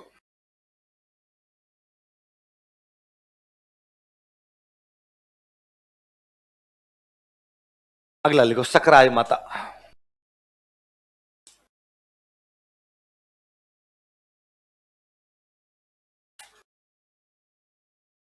सकराय माता।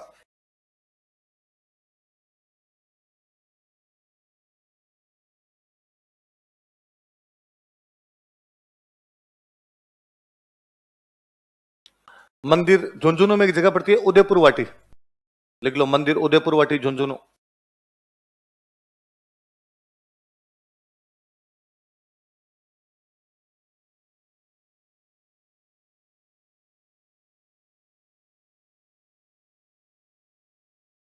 शुरुआत में अपने चौहान इस पूरे इलाके में रहते थे, सिक्कर से लेकर अजमेर तक चौहानों का रास्ता। चौहान उधर जीर्ण माता को मानते थे, इधर किसको मानते? सकराय माता को। इसलिए सकराय माता भी चौहानों की इष्ट देवी है।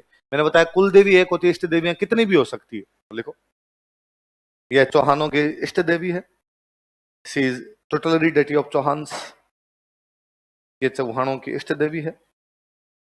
She is totally deity of Chauhans. Khandelwal जाति होती है ना, खंडेलवाल, ये खंडेल वालों की कुल देवी है। लिख लो, खंडेल वालों की कुल देवी, क्लाइन डेटी ऑफ खंडेलवाल्स। खंडेल वालों की कुल देवी,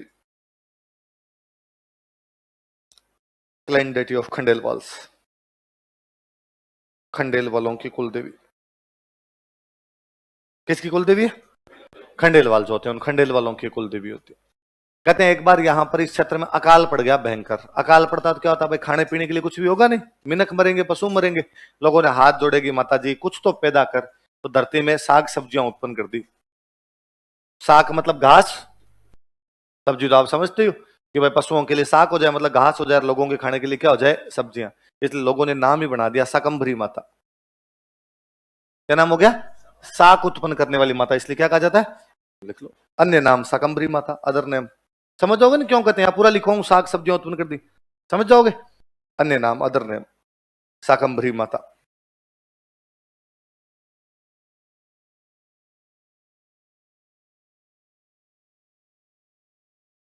तो मुख्य मंदिर तो आपका कहां पर हो गया? उदयपुर वट। अन्य मंदिर लिख लो, अन्य मंदिर और कहां कहां पर है? Other temples.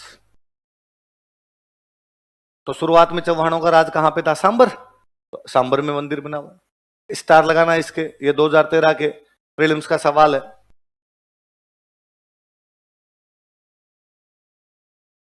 एक यूपी में जगह पड़ती है सहारनपुर। सांबर अपने जयपुर में और सहारनपुर कहां पर? यूपी। सांबर वाले की स्टार लगा लेना। ये पूछा हुआ सवाल है, कोई वापस पूछ लेगा।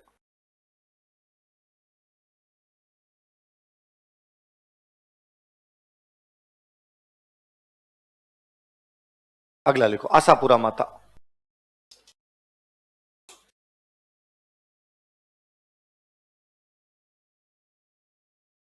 आशापुरा माता।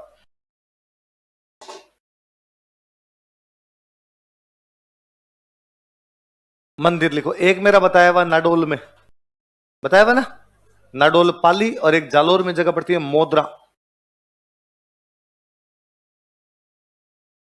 नाडोल पाली और मोदरा जालोर।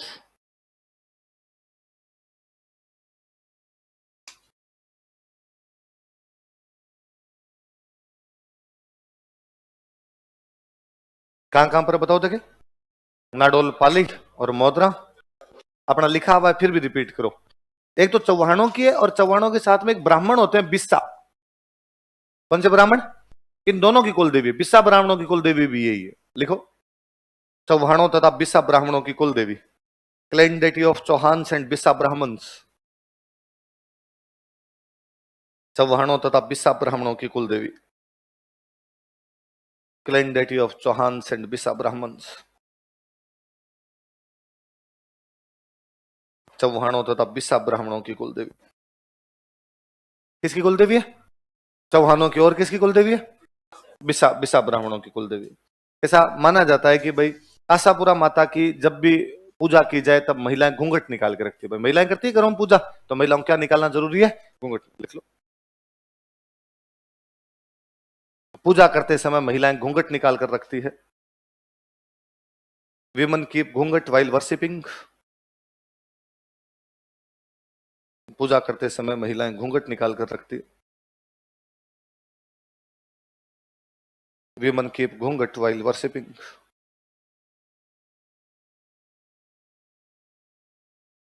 फिर मुझे लगता है यार ये आरपीसी वाले ऐसे ऐसे पता नहीं क्या क्या फैक्ट निकाल के ले आते हैं। ये सवाल पूछ लेते हैं और कोचिंग वाले बाद में उनको पढ़ाना शुरू कर देते हैं। गाइडों वाले उनको लिखना और शुरू कर लेते हैं, और अपने सब उस मूर्खता के अंदर बहने लग जाते हैं। गांव में किसी की भी पूजा करे महिला घूंघट रखती है ना। और घूंघट का नॉर्मल सा मीनिंग है नंगे सर नहीं करनी।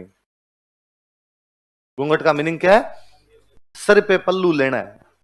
तो ये तो आप वैसे भी देखिए कि मंदिर छोड़ दो, हिंदू क्या थोड़े मॉडर्न ज्यादा हो गए, बाकी मस्जिद गुरुद्वारा इनके अंदर पुरुष भी मुझे नंगे सर घुर के दिखाओ देखे। गुरुद्वारे में घुसो देखे कोई नंगे सर। आपको अपना भाई पहली बात सिख है वो तो पगड़ियां बांध बांध के आएंगे सारी। यदि आपके पास पगड़ी नहीं है तो अपना रुमाल लो, और आप जाके मेरे पास तो रुमाल भी नहीं है तो कहेंगे रुख हम दे देंगे, घुसने नहीं देंगे तेरे को। ऐसे नंगे सर कहीं भी जाने को अपमान माना जाता था। इसलिए अपने गांव के बुजुर्ग आदमी आज भी घर से बाहर कहीं जाते हैं सिर पे कुछ ना कुछ रखते हैं, साफा बांध लेते हैं। साफा नहीं बांधे तो कोई गमछा वमछा कुछ ना कुछ लेके जाएंगे। नहीं यार, नंगे सर नहीं जाना कहीं भी। हम पढ़ते हैं कि विवेकानंद जी जब खेतड़ी के महाराजा के पास आए हुए थे और खेतड़ी के महाराजा के दरबार में जा रहे थे, उनका नंगे सर नहीं आ सकते विवेकानंद जी, ये राजस्थान है। तो उनका तो ये पगड़ी बांध लो। विवेकानंद जी को पगड़ी दी गई। उसके बाद विवेकानंद जी की सारी फोटो आप पगड़ी में देखेंगे। उनको पगड़ी बड़ी पसंद आई, उनको लगा बड़ा इसमें हैंडसम लगता हूं मैं। विवेकानंद जी की सारी फोटो पगड़ी के अंदर। तो ये परंपराएं थी अपने आप के अंदर कि भाई मस्जिद में, मंदिर में, गुरुद्वारे में आप नंगे सर नहीं जाते। तो ये का ये मंदिर पहले मंदिर के लिए भी था, पर हिंदू थोड़े हो गए मॉडर्न, तो हिंदुओं ने कहा नहीं हम तो कुछ ही कैसे चले जाएंगे। तो जिंदाबाद ही चला जाता है कोई आदमी, तो कैसे कपड़े पहने हुए उन्हीं कपड़ों के अंदर चला जाता है। तो होता यह है कि कोई बड़ा आदमी, अपने से उम्र में बड़ा आदमी है, कोई सम्माननीय आदमी है, तो उसको रेस्पेक्ट दी जानी चाहिए, उसके सामने खड़े ढंग से हुआ जाना चाहिए, बस इतना सा। क्या आपके घर का कोई बुजुर्ग आदमी है तो उसके सामने अपने हर किसी वेशभूषा में नहीं जाते, थोड़े ढंग के कपड़े पहन के ढंग से जाया जाए। बस ये का ये वो है कि वो देवी या देवता जो भी है, वो जो मंदिर है वो एक पूजनीय व्यक्ति का स्थान है, और वहां पर जब भी जाओ तो सिंसियर ढंग से जाया जाए। तो ये पूजा वाला मतलब, घूंघट वाला मतलब इतना था सिर पे पल्लू ले लिया जाए, तो वो पल्लू वाली सी बात। तो मैं गांव के अंदर, तो मैं अभी वो हमारे बता ही रहा था, पितरजी वाली बात बता रहा था, घर में वो पितरजी का मंदिर ही है। मैंने मम्मी को जब भी पितरजी की पूजा करते हुए देखा, पूरा यूं खिंचे हुए, अब मैं जब थोड़ा बड़ा हुआ तो मैं पूछता ही हमेशा कि भाई मम्मी तू यहां घूंघट क्यों करती है मंदिर में, तो मम्मी हमेशा ही कहती भाई ये तेरे दादाजी के भाई है, तेरे दादाजी भी तो करना पड़ता है, तो इनके भाई से नहीं करना पड़े। हाँ। और मुझे अब भी याद है कि उसके आगे वो यूं पर्दा लगा के रखते थे, और कई बार मान लो हम टाबर उस पर्दे को भूल जाते, प्रसाद प्रसाद चढ़ाया होता, हमें प्रसाद खाना होता, पर्दा हटाया, वहां से प्रसाद लिया और घूंघट वो उसका वो पर्दा हटाना भूल गए। अब मम्मी को उसके आगे से क्रॉस भी करना है, तो मम्मी कहती पहला पर्दो लगा, पर्दो लगा। भाई मैं सारा दिन घर में तो घूंघट में कैसे रहे, अगरबत्ती करे तब तो कर ले, पर्दा लगा दे, तो पर्दा है तो मतलब उनका कमरा बंद है, अब अपने घूमो बोले, अब घूंघट करने की आवश्यकता नहीं। तो ये हर जगह ही होता है, पर अपने लिखना शुरू कर दिया और अपने इनको मानना शुरू कर दिया कि भाई घूंघट किया जाता, तो उस रूप में लेना कि भाई घूंघट का मतलब क्या है कि सर पे क्या लेना पड़ेगा आपको, तो सब में ही होता है। आशापुरा माता का पूछने लगे इसलिए आने लगे। एक मेरा और पढ़ा हुआ है, पूछते भी है सवाल कि इनकी जो भी महिलाएं पूजा करती है वो हाथों में मेहंदी नहीं लगाती, क्या नहीं लगाती? मेहंदी। मेरा देखा हुआ नहीं कभी, इस साइड में हमारे को ज्यादा होती भी नहीं आशापुरा माता की पूजा, पर जो भी करते होंगे वो रखते होंगे इन चीजों को, तो रखो। पूजा करते समय महिलाएं हाथों में मेहंदी नहीं लगाती है। Women don't put henna in their hands while worshipping. Henna henna ही कहते हैं मेहंदी को, और कुछ कहते हो? लिखो, जो लिखना है वो लिखो अपने। पूजा करते समय महिलाएं हाथों में मेहंदी नहीं लगाती है। Women don't put henna in their hands while worshipping. पूजा करते समय महिलाएं हाथों में मेहंदी नहीं लगाती है।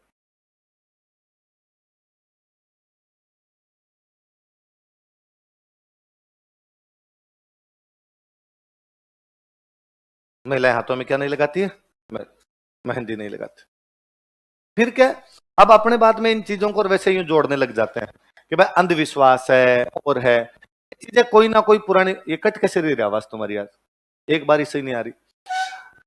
बात होता है कि पुरानी कोई किसी टाइप में कोई कहानी वगैरह कुछ ना कुछ रही होगी, वहां से चीजें जुड़ी भी रही होगी, और बाद में धीरे धीरे लोगों को कहानी तो मूल कहानी तो खत्म हो जाती है, उस बात को लेके अपने आगे चलते रहते हैं, अपने मानते रहते हैं कि ऐसा है।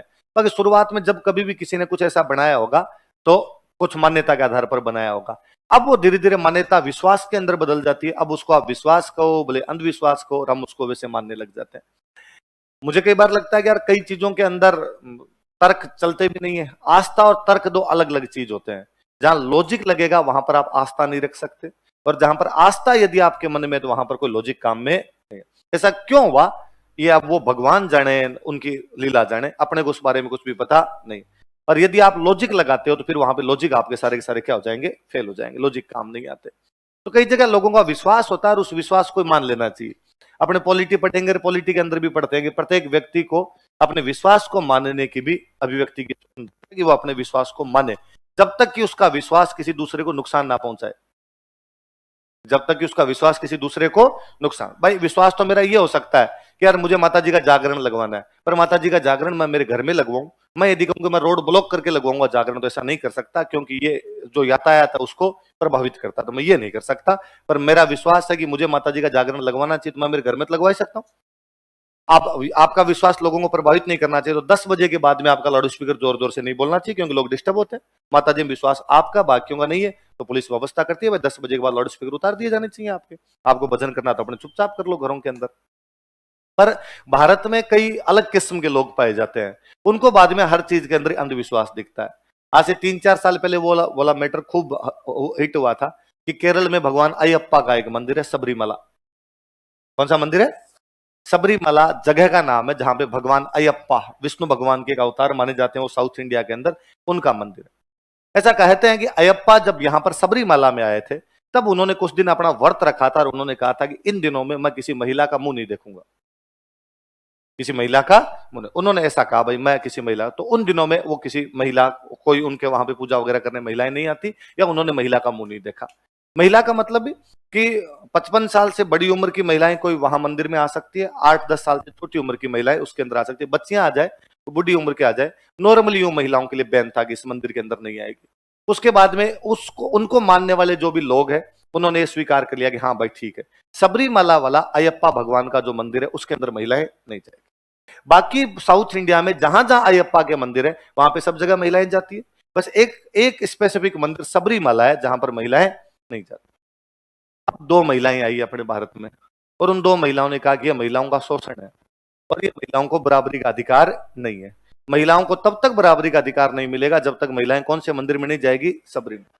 इसलिए हम सबरीमला में जाएंगे। उन्होंने जिद की तो वहां के जो लोकल लोग थे उन्होंने विरोध किया। लोकल लोगों का नहीं, जब बैन है हमारे यहाँ पर कि महिलाएं नहीं आ सकती, नहीं आ सकती, नहीं घुसने देंगे हम। और उनको मानने वाले जो बाकी लोग थे, उनकी जो महिलाएं थी वो सब मंदिर के बाहर आके खड़ी हुई, उन्होंने कहा नहीं आने देंगे। वो दोनों महिलाएं चली गई सुप्रीम कोर्ट, और उन सुप्रीम कोर्ट को जाकर महिलाओं को बराबरी का अधिकार दिलवाओ। संविधान का संरक्षक सुप्रीम कोर्ट है, और संविधान कहता है कि सब लोगों को बराबरी का अधिकार है, तो सबरीमला के अंदर महिलाएं क्यों नहीं घुसे? सुप्रीम कोर्ट अपने और अलग ही लेवल पे खेलता रहता है। और सुप्रीम कोर्ट ने कहा कि हाँ, इनको अंदर जाने के अधिकार दिए जाएं। तो पुलिस ने कहा अंदर लेके कैसे जाएं? जब अंदर लेके जाएंगे तो वहां जनता खड़ी है दूसरी, और फालतू में लाठी बाटा जंग होगी इनके बीच में। और विश्वास अपने आप कहता है कि किसी दूसरे लोगों को भी नुकसान है, नहीं पहुंचना चाहिए। सुप्रीम कोर्ट ने कहा हमें नहीं पता, ये दोनों जानी चाहिए। और उन्होंने भी कहा कि भाई जब तक अंदर नहीं जाएंगे तब तक भारतीय महिलाएं तो दबी हुई है, जैसे हम अंदर घुसेगी महिलाओं का स्तर ऊंचा है। तो क्या ये कर्तव्य नहीं बनता सुप्रीम कोर्ट का कि महिलाओं के स्टैंडर्ड को सुधारा जाए? इसलिए पुलिस उनको रात को 2:30 बजे के आसपास एक दिन लेके गई कि भाई चले लो अंदर। अंदर लेके गई, अंदर ले जाके फटाफट लेके आ गए। तो दोनों उस मंदिर के अंदर घुस गई। तो उस दिन के बाद से भारत में महिलाओं की स्थिति अच्छी हो गई। भाई महिलाएं इसीलिए स्थिति में बुरी थी क्योंकि उन्हें कौन से मंदिर में नहीं घुसने दिया जा रहा था? सबरीमला। मैं कहता हूं साउथ में से खूब सारे मंदिर है जिनमें पुरुषों को नहीं घुसने दिया जाता। हिमाचल प्रदेश में ऐसे मंदिर मिल जाएंगे जिनमें केवल महिलाएं जा सकती है, जहां पर पुरुष नहीं जा सकते। पर भारत में कई लोगों को तर्क नहीं करने होते, कुतर्क करने होते हैं। इतने इलॉजिकल लोग होते हैं जिसकी कोई हद नहीं। तो मुझे लगता है वो दो महान आत्माएं जो थी, उनमें एक को तो बाद में उसकी सासू ने बहुत भयंकर कूटा था, है ना? का ये फर्जी है, यूं फर्जीवाड़ा करती रहती, इधर उधर घूमती रहती, नेतागिरी करती है ना? और अरे हमें क्या पता किस बात में मजे आते हैं।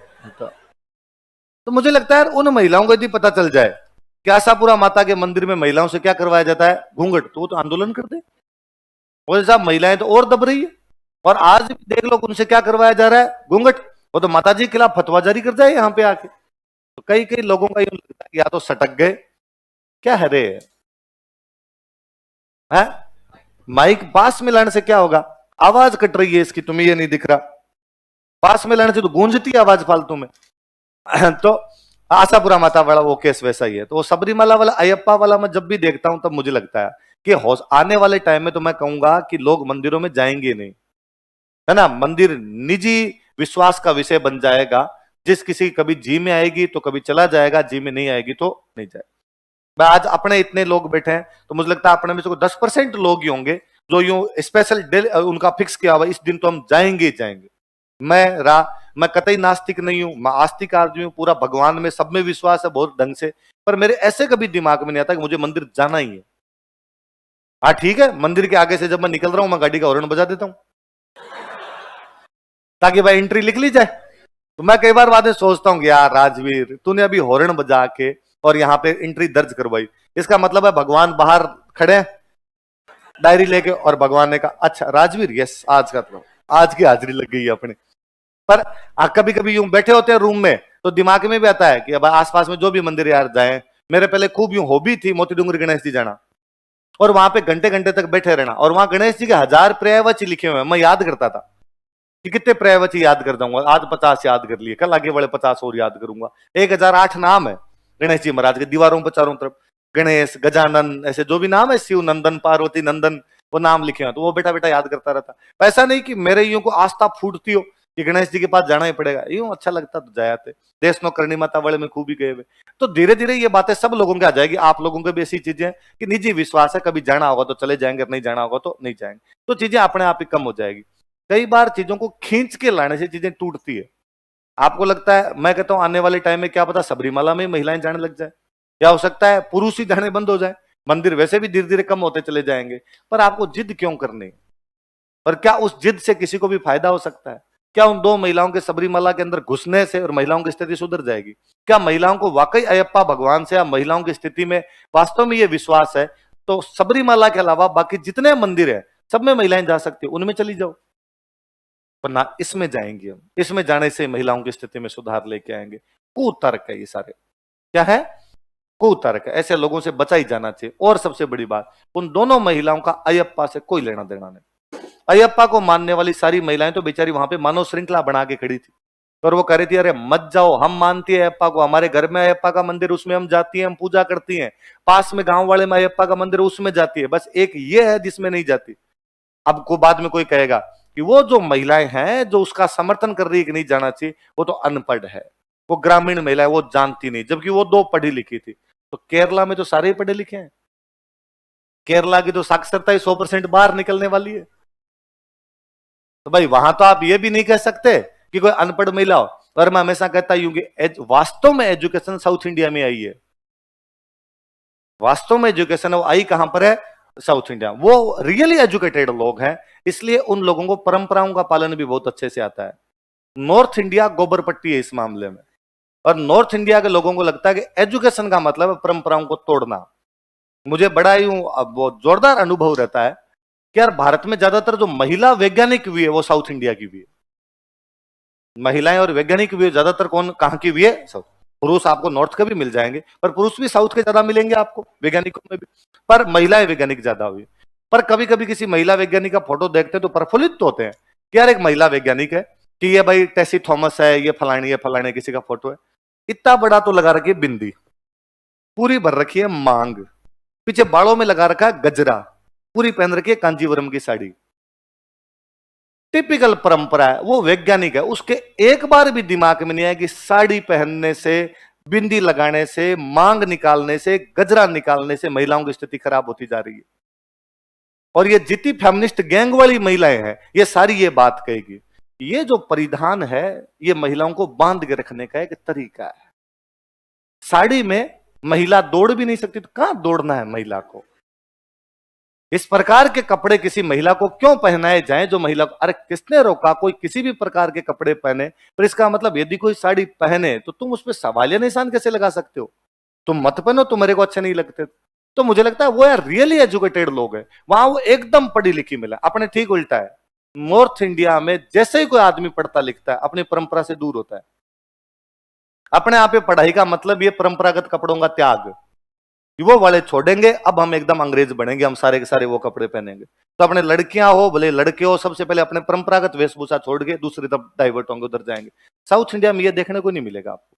साउथ इंडिया में जितने पढ़े लिखे, अब आजकल ये फोटो आने लग गए इनके टॉलीवुड वालों के, है वो कौन, ये RRR वाला रामचरण तेजान है, काले कपड़े पहने हुए, नीचे एकदम नंगे पैर, गले में रुद्राक्ष की माला डाली हुई, उस पर तिलक लगाया हुआ। क्या हुआ कि अब 21 दिनों तक नंगे पैर रहूंगा, क्यों, अयप्पा की पूजा में नंगे पैर रह जाता है। वो एक दूसरा NTR जूनियर, उसका अभी हनुमान जयंती पर वापस उड़ा, मोटा सा तिलक लगाया हुआ और ढंग से हनुमान जी की पूजा करते हैं। अब मैं अगले 21 दिनों तक हनुमान जी की पूजा करूंगा। वेंकटेश प्रसाद साउथ इंडिया का बॉलर था, मैं ट्विटर पर देख रहा था, हनुमान जयंती की सबको शुभकामनाएं। मैं कहता हूं ये का ये नॉर्थ में कोई भी आदमी शुभकामना देने से भी डरता है कि सेकुलरिज्म खतरे में आ जाएगा। यदि मैंने ये कह दिया कि हनुमान जयंती को शुभकामना, तो कोई कहा ओ नो तुम सेकुलर तो हो ही नहीं, तुम हनुमान जयंती की शुभकामनाएं कैसे दे सकते? अरे मेरा उस देवता में विश्वास है, मैं नहीं दूंगा तो कौन देगा।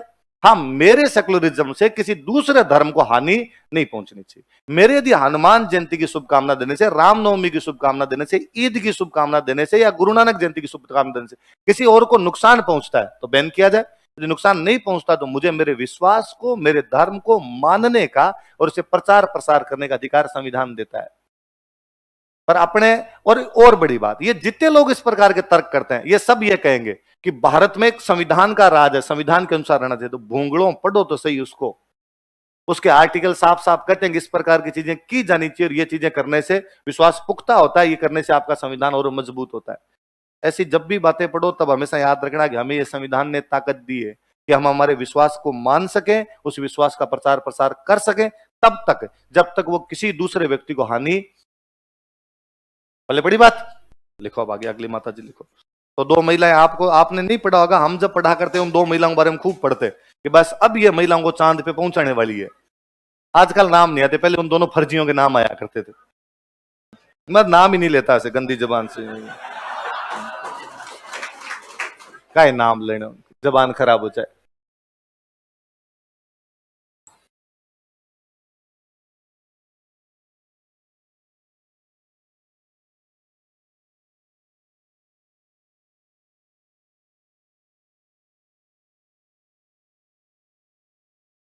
तो अब थोड़ी कम हुई है ये। पहले बीच में तो ये कई महिलाओं की वो मोटी बिंदी गैंग इतनी एक्टिव थी, हर मामले में आके खड़ी हो जाती, हमारे ये कर दिया, हमारे वो कर दिया। ये अपने राजस्थान वाली अरुंधति रॉय, राजस्थान के वो कहाँ के अरुंधति रॉय तो बाहर की, अरुंधति रॉय, ये सब ऐसी थी और क्या थी, हर बात में फर्जी फर्जी। तीस्ता सीतलवाड़ गुजरात वाली, ये मेधा पाटेकर, जिनको एक्टिविस्ट का नाम दिया जाता है, काय के एक्टिविस्ट है, फर्जी फर्जी बातें करनी थी, फर्जी बातें करनी। अरुंधति रॉय को तो कश्मीर फाइल्स ने ढंग से वो किया, एक्सपोज किया कि तुम्हारी औकात कितनी है, तुम्हें बताया तो जाए। कि जब जी में आता था तब अरुंधति रॉय कहा करती थी कि भारत देश नाम की कोई चीज नहीं है, भारत लोगों पे कब्जे कर रहा है। भारत ने कश्मीर पे कब्जा कर लिया, भारत ने पंजाब पे कब्जा कर लिया, भारत ने साउथ इंडिया पे कब्जा कर लिया, भारत ने नॉर्थ ईस्ट पे कब्जा कर लिया। और ये सब आजाद हो जाने चाहिए, साउथ इंडिया आजाद होना चाहिए भारत से, नॉर्थ ईस्ट भारत से आजाद होना चाहिए, कश्मीर भारत से आजाद होना चाहिए, पंजाब भारत से आजाद होना चाहिए। पहले तो तू हो, तू जा यहां से, ताकि तेरे को तो आजादी मिले कम से कम। बाकियों का हम डिसाइड कर लेंगे किस किस को कैसे कैसे आजादी देनी है।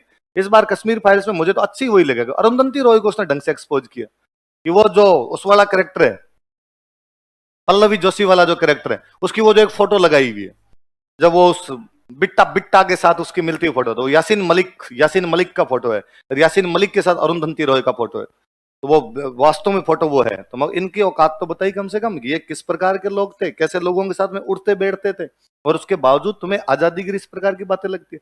जी मैं आता तब किसी भी धर्म के खिलाफ कुछ ही जाके बकवास कर दिया करते, किसी भी राज्य के खिलाफ, किसी भी कोई विश्वास है उसके खिलाफ कुछ ही बोल जाया करते।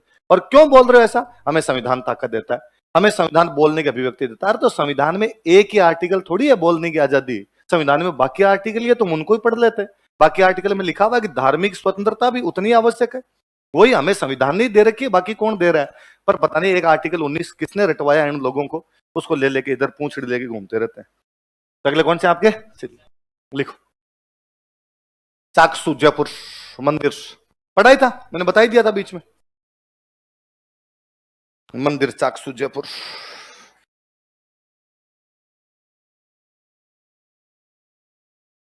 मैं राजा महाराजा पढ़ाता हूं तब और बताता हूं, जयपुर के राजा माधो सिंह प्रथम ने इस मंदिर का निर्माण करवाया था, बताया था मैंने तब। मेला कब लगता है? अभी हम 4 दिन पहले पढ़ चुके थे कि शीतला अष्टमी को मेला लगता है, बैलगाड़ियां ज्यादा आती है, इसलिए मेले को क्या बोलने लगे? बैलगाड़ी का मेला है ना। शीतला माता एकमात्र ऐसी देवी है जिनकी खंडित मूर्ति की पूजा होती है। कैसी मूर्ति की पूजा होती है? लिख लो, मंदिर में खंडित मूर्ति की पूजा की जाती है। Broken idol is worshipped in temple, मंदिर में खंडित मूर्ति की पूजा की जाती है। Broken idol is worshipped in temple, मंदिर में खंडित मूर्ति की पूजा की जाती है। Broken idol is worshipped in temple. Normally ये माना जाता है खंडित चीज की पूजा नहीं होनी चाहिए, पर ये अपवाद स्वरूप कुछ चीजें हैं। ये शिवलिंग है जो नवा टापरा वाला, वो भी खंडित है। ये जो माता जी की मूर्ति ये भी कैसी है? खंडित। ऐसा कहते हैं कि शीतला माता चेचक की देवी है, चेचक रक्षक देवी है। कौन से रोग में रक्षा करती है? चेचक जो रोग हुआ करता था उसमें रक्षा किया करती थी। चेचक में क्या होता? ओमपुरी, ओमपुरी याद है? ओमपुरी, ओमपुरी के चेहरे पे दाग थे, है ना, ये खूब सारे अंदर दाग दाग दाग से थे, ये चेचक के दाग होते हैं। पहले गांव में चेचक को बोलते माता थे, और बहुत भयंकर वाली बीमारी हुआ करती थी, लोग मर जाते, है ना। मुझे तो वो याद आता है कि पिछली बार जब अपने कोरोना हुआ था तब मेरे दादाजी यहाँ मेरे पास ले आया था यहाँ पे, मैं यार कोरोना में फ्री बैठा था, हता ही करेंगे। तो वो डेली मेरे से शाम को पूछते, भाई क्या हुआ, कितने लोग बीमार है, कितने लोग मर गए, क्या कैजुअलिटी है। तो मैं उनको डेली बताता, भाई जयपुर में आज 20 लोग, आज जयपुर के, आज बीकानेर में अपने 15 लोग, आज वहां पे इतने लोग। तो उन्होंने मुझे एक दिन कहा कि आप बीमारी तो हल्की है, ये बीमारी तो कमजोर है। तो मैंने कहा कमजोर का है, पूरा देश तो बंद करवा दिया। तो उन्होंने वापस कहा यूं ज्यादा तो माता में मर गया, इससे अधिक तो माता में मर गए थे, कि जब चेचक आया करती थी तब मर जाया करते।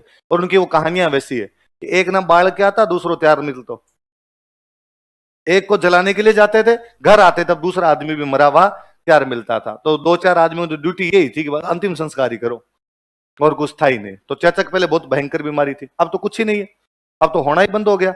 अब तो बच्चों के होते ही टीके, वो चेचक वाले टीके लगा दिए जाते हैं। तो चेचक में दाग होते थे। तो कहते हैं कि एक बार जोधपुर का कोई एक राजा था, और वो माता जी को खूब मानता था, और उसके बेटे के चेचक हो गया। बेटे के चेचक हुआ तो उसको बड़ा गुस्सा आया, और उसने मूर्ति फेंक दी। मूर्ति फेंक दी तो मूर्ति टूट गई। वो बाद में पुजारी वगैरह जयपुर लेके आ गए, माधो सिंह जी ने यहाँ मंदिर बनवा दिया, तो मूर्ति खंडित ही पड़ी। और फिर माता जी के लिए ऐसा कहते भी हैं कि माता जी खुद खंडित है, पर आपको खंडित होने नहीं देती, मतलब आपके चेचक होने नहीं देती। लिखो, इन्हें चेचक रक्षक देवी माना जाता है। क्या कहते हैं चेचक को इंग्लिश में? Small pox, small pox. हाँ, इन्हें चेचक रक्षक देवी कहा जाता है। She is a deity who protected from small pox. इन्हें चेचक रक्षक देवी कहा जाता है। She is a deity who protected from small pox. चेचक रक्षक देवी कहा जाता है। क्या कहा जाता है? चेचक रक्षक।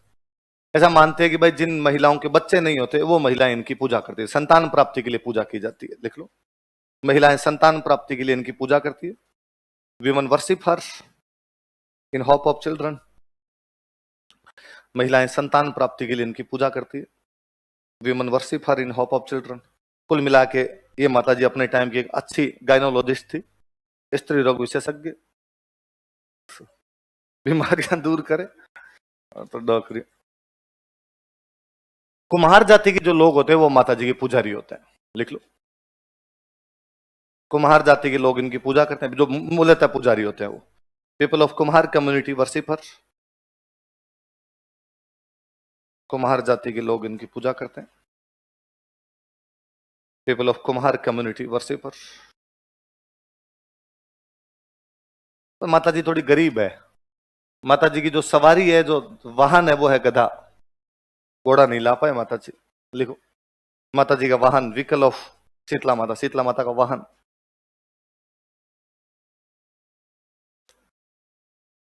तो फिर वो गांव में कहानी चलती है कि एक बार कोई फौजी था, पहले घोड़े वाले फौजी होते, घुड़सवार सेना होती, और फौजी का घोड़ा मर गया। घोड़ा मर गया तो राजा निकाल दिया, भाग यहाँ से, घोड़ा ला तब तो फौज में आएगा वरना नहीं आएगा। तो फौजी शीतला माता गया, शीतला माता के जाके हाथ जोड़ेगी, डोकरी घोड़ा दिला दे तो नौकरी मिले वरना नौकरी मिले। माता जी मूर्ति से बाहर आए, कहा मेरे पास ही घोड़ा होता मैं इसमें क्यों घूमती। आगे लिखो, इसके बाद लिखो, केला माता।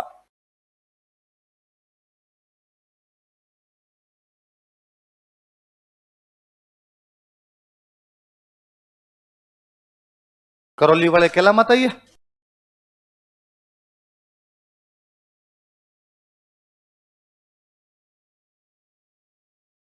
लिखो, मंदिर करौली।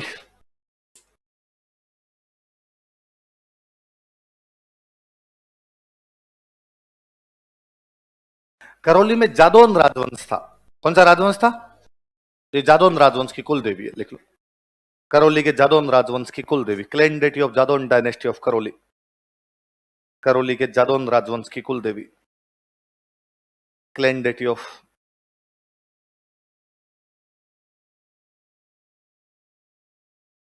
Jadaun dynasty of Karauli. करौली के जादौन राजवंश की कुल देवी। मेला लिखो, चैत्र शुक्ल अष्टमी।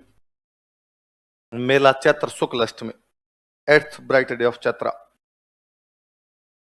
चैत्र शुक्ल अष्टमी, अशोक अष्टमी होती है। देखो एक बात और बताऊं, माता जी के जितने भी मेले होंगे वो साल में 2 बार लगेंगे। माता जी जो भी है उनके मेले साल में 2 बार, है ना। नॉर्मली जो अपने करणी माता, जीर्ण माता, नवरात्रे 2 बार आएंगे, 2 बार नवरात्रे आएंगे, तो मेले भी कितनी बार हो जाएंगे? 2 बार। पर केला माता ऐसी माता जी, इन माताजियों में से वैसे जो ये मतलब शक्ति का रूप जिनको मान, शीतला माता इनको अपने शक्ति का रूप नहीं मानते। शक्ति के रूप जिन माता जी को माना जाता है उनके मेले हमेशा कितनी बार आएंगे? 2 बार। पर उनमें केला माता ऐसी माता जी है जिनका मेला एक ही बार आता है। ये आश्विन वाले नवरात्रों में मेला नहीं बढ़ता, उनका मेला किसमें बढ़ता है? केवल चैत्र। तो मुझे याद है 2 बार पूछा हुआ सवाल है, एक ऐसे देवी देवता का नाम बताइए जिसका जो मेला वो साल में एक बार ही लगता है, तो वो कौन से? इसके कोष्टक में लिखो, वर्ष में एक बार।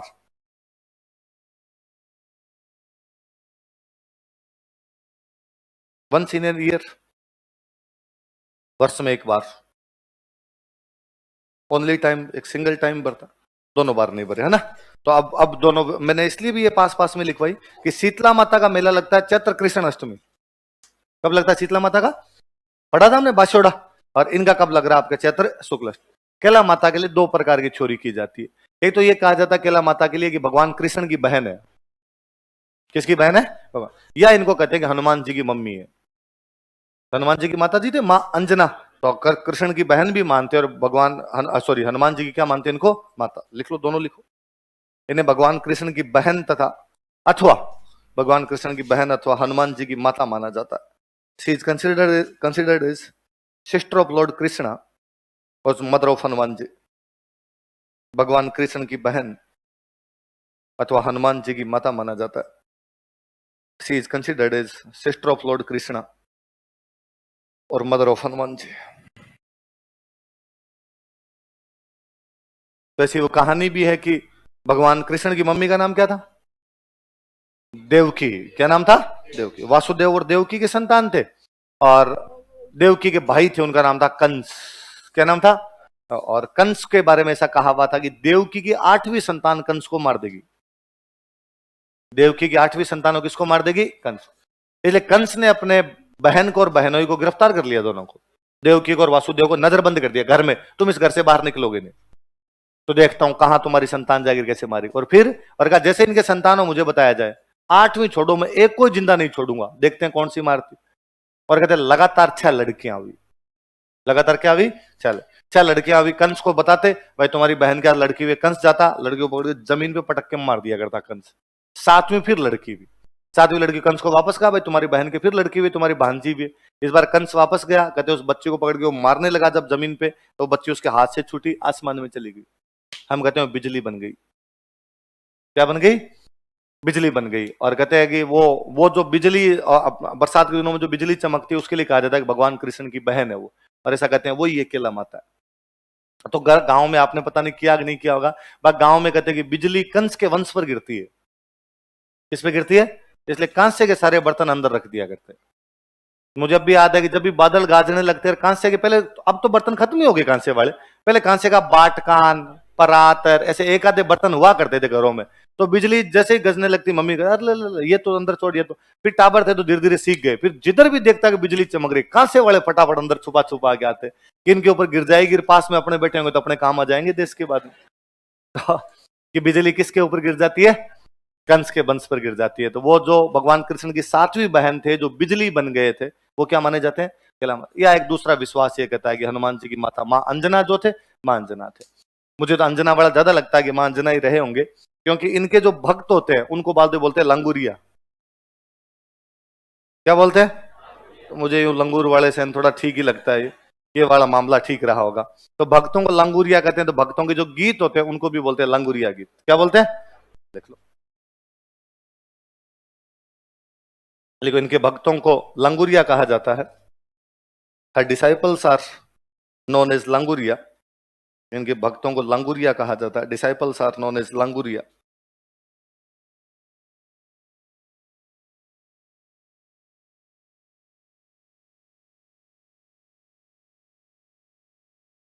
भक्तों को क्या कहा जाता है? इनके मंदिर के बाहर एक बोहरा भगत की छतरी है। किसकी छतरी है? तो बोहरा भक्त हुए थे उनकी छतरी है। और ऐसा मानते हैं कि उस छतरी पे यदि कोई छोटा बच्चा बीमार और वहां ले जाए तो छोटे बच्चे ठीक हो जाते हैं। लिखो, मंदिर के पास बोहरा भक्त की छतरी है। There is a senate of Bohra भक्त नियर दिस टेम्पल। मंदिर के पास बोहरा भक्त की छतरी है।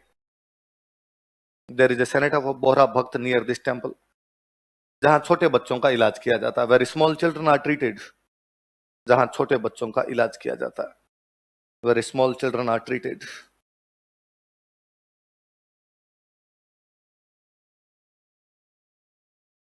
जहां छोटे बच्चों का इलाज किया जाता है।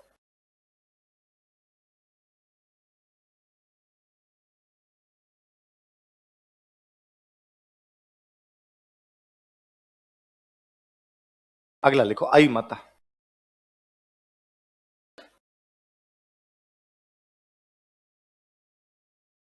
महाराष्ट्र में मम्मी को बोलते हैं आई।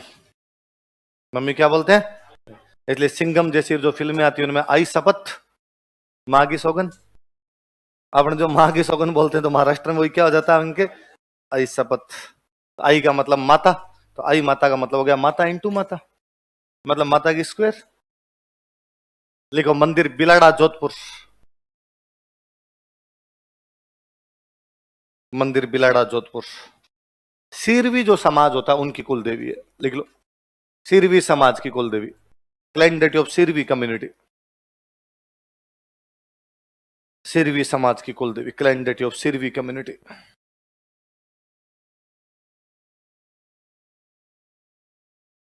सिरवी समाज की कुल देवी। आई माता के लिए कहते हैं कि आई माता रामदेव जी की शिष्या थे। किसके शिष्या थे? हाँ।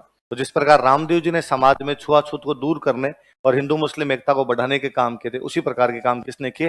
आई माता। लिख लो, ये है रामदेव जी की शिष्या थी, सी वो डिसाइपल ऑफ रामदेव जी। ये है रामदेव जी की शिष्या थी, सी वो डिसाइपल ऑफ रामदेव जी। अतः इन्होंने भी सामाजिक भेदभाव कम करने तथा हिंदू मुस्लिम एकता बढ़ाने के प्रयास किए थे। सामाजिक भेदभाव कम करने तथा सामाजिक सद्भाव बढ़ाने के प्रयास किए थे। लिख लो, so she also tried for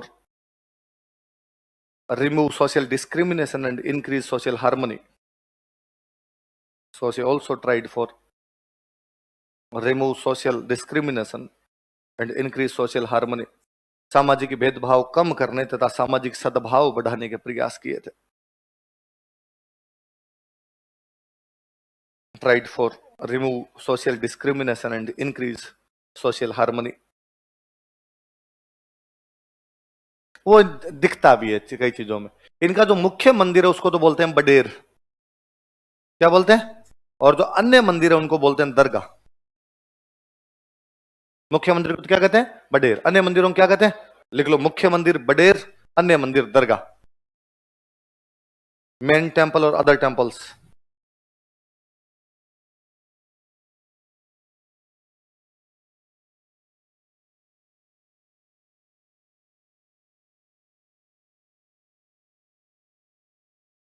तो मुख्य मंदिर को तो क्या कहते हैं? बडेर। अन्य मंदिरों को क्या कहते हैं? दरगाह। नाम से दिख भी रहा है कि हिंदू मुस्लिम एकता टाइप की सी बात है।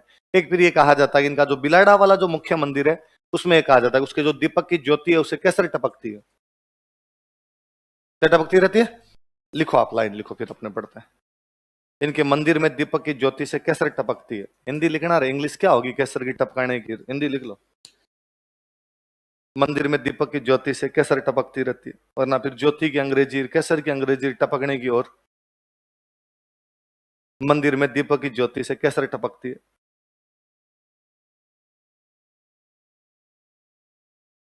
दीपक की ज्योति से केसर टपकती।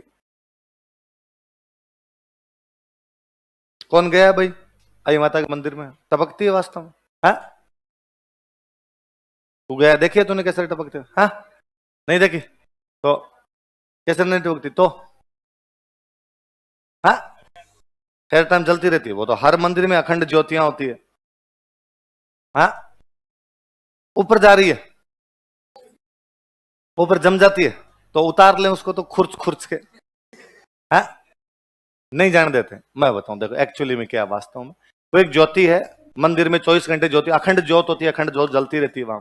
नॉर्मली क्या, मान लो मैं यहां दीपक जलाऊं और रेगुलर जलाऊं तो यहां काला हो जाएगा, हो जाएगा? वहां नहीं हो रहा, वहां नहीं हो रहा काला। तो हम मानते हैं कि वो ज्योति इतनी पवित्र है जितनी पवित्र केसर है, जितनी पवित्र क्या है। और हम कहते हैं आग नहीं जल रही है, वास्तव में यहाँ पे केसर जल रही है, इसलिए ऊपर निशान है, नहीं हो रहा। ये नहीं कि भाई वहां से टपक टपक के नीचे आ रही है, पुजारी जी बोरी भर के लिए बैठे हुए, एक बोरी हो गई बेच के और है मार्केट के अंदर, फिर तो अपने कश्मीर से भी ज्यादा पैसे वाले हो जाएंगे केसर बेच बेच के। इसका मतलब केवल इतना है कि वो चमत्कार का नमस्कार है, जो पवित्र ज्योत और ऊपर वहां पर किसी प्रकार की कालिख नहीं आ रही। तो हम कहते हैं ये आग नहीं जल रही, वास्तव में क्या जल रही है यहाँ पर? केसर जल रही है। आगे बात समझो।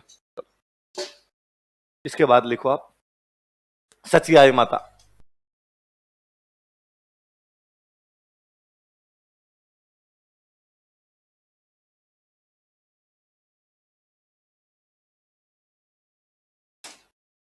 सची आई माता।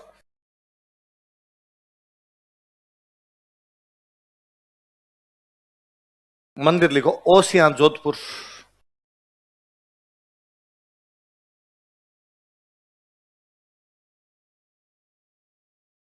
मंदिर Osian Jodhpur.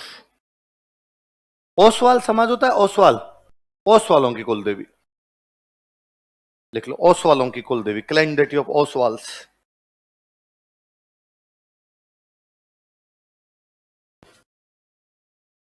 Clan deity of Oswals किसी कुल देवी है? बस एक ही बात याद रहे। आगे लिखो अपने, लटियाल माता।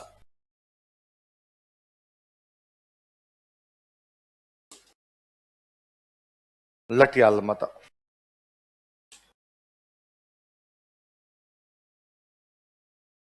मंदिर लिखो फलोदी जोधपुर। फलोदी जोधपुर।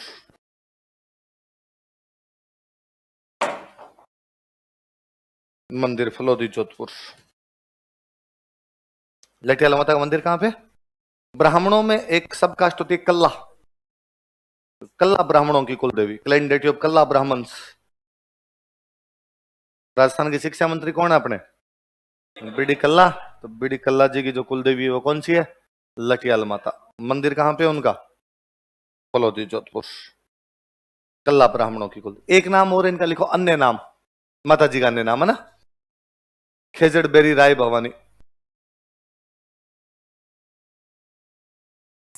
तो ये नाम दे के पूछ ले तो भी अपने याद रखना, सेम ही बात की जा रही। खेजड़ बेरी राय भवानी।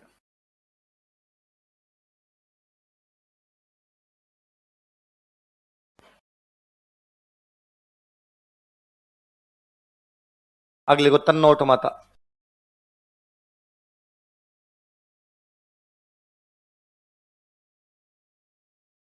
तन्नोट माता, तन्नोट जगह का नाम है जैसलमेर में, वहां माता जी का मंदिर बना इसलिए नाम क्या पड़ गया? तन्नोट माता। लिख लो, मंदिर तन्नोट जैसलमेर। मंदिर तन्नोट जैसलमेर। जिस प्रकार कश्मीर की रक्षा वैष्णो माता कर रही है, थार के मरुस्थल की रक्षा कौन कर रही है? तन्नोट माता। थार की वैष्णो देवी। लिख लो, थार की वैष्णो देवी। वैष्णो देवी ऑफ थार। थार की वैष्णो देवी। वैष्णो देवी ऑफ थार। थार की क्या माना जाता है? वैष्णो। कभी बॉर्डर मूवी आपने देखी हो तो बॉर्डर मूवी में देखते हैं कि उधर से पाकिस्तान वाले कहते हैं भाई ये मंदिर दिखाई दे रहा है, इस मंदिर पे बम फेंके जाए, और सुनील शेट्टी सनी देओल को कहता है कि साहब जी ये देवी का मंदिर है, इसको कुछ नहीं होगा। वो जो देवी का मंदिर दिखाया वो कौन सा दिखाया हुआ है? कन्नौज में। और कहते हैं 65 वाली वॉर में पाकिस्तान वालों ने खूब सारे बम फेंके थे, आसपास के सारे बम फूट गए, लेकिन मंदिर में जो भी आके बम गिरे उनमें से एक भी फूटा नहीं, और मंदिर का कोई नुकसान नहीं हुआ। यदि आज भी आप जाएंगे तो मंदिर में वो बम पड़े, बाकायदा दिखाते कि ये पड़े, तो चमत्कार को नमस्कार, ये डोकरी का कोई बात है। बीएसएफ वाले जो थे उनकी पूजा करने लगे। लिख लो, बीएसएफ के जवान इनकी पूजा करते हैं। Soldiers of BSF worshipper. BSF के जवान इनकी पूजा करते हैं।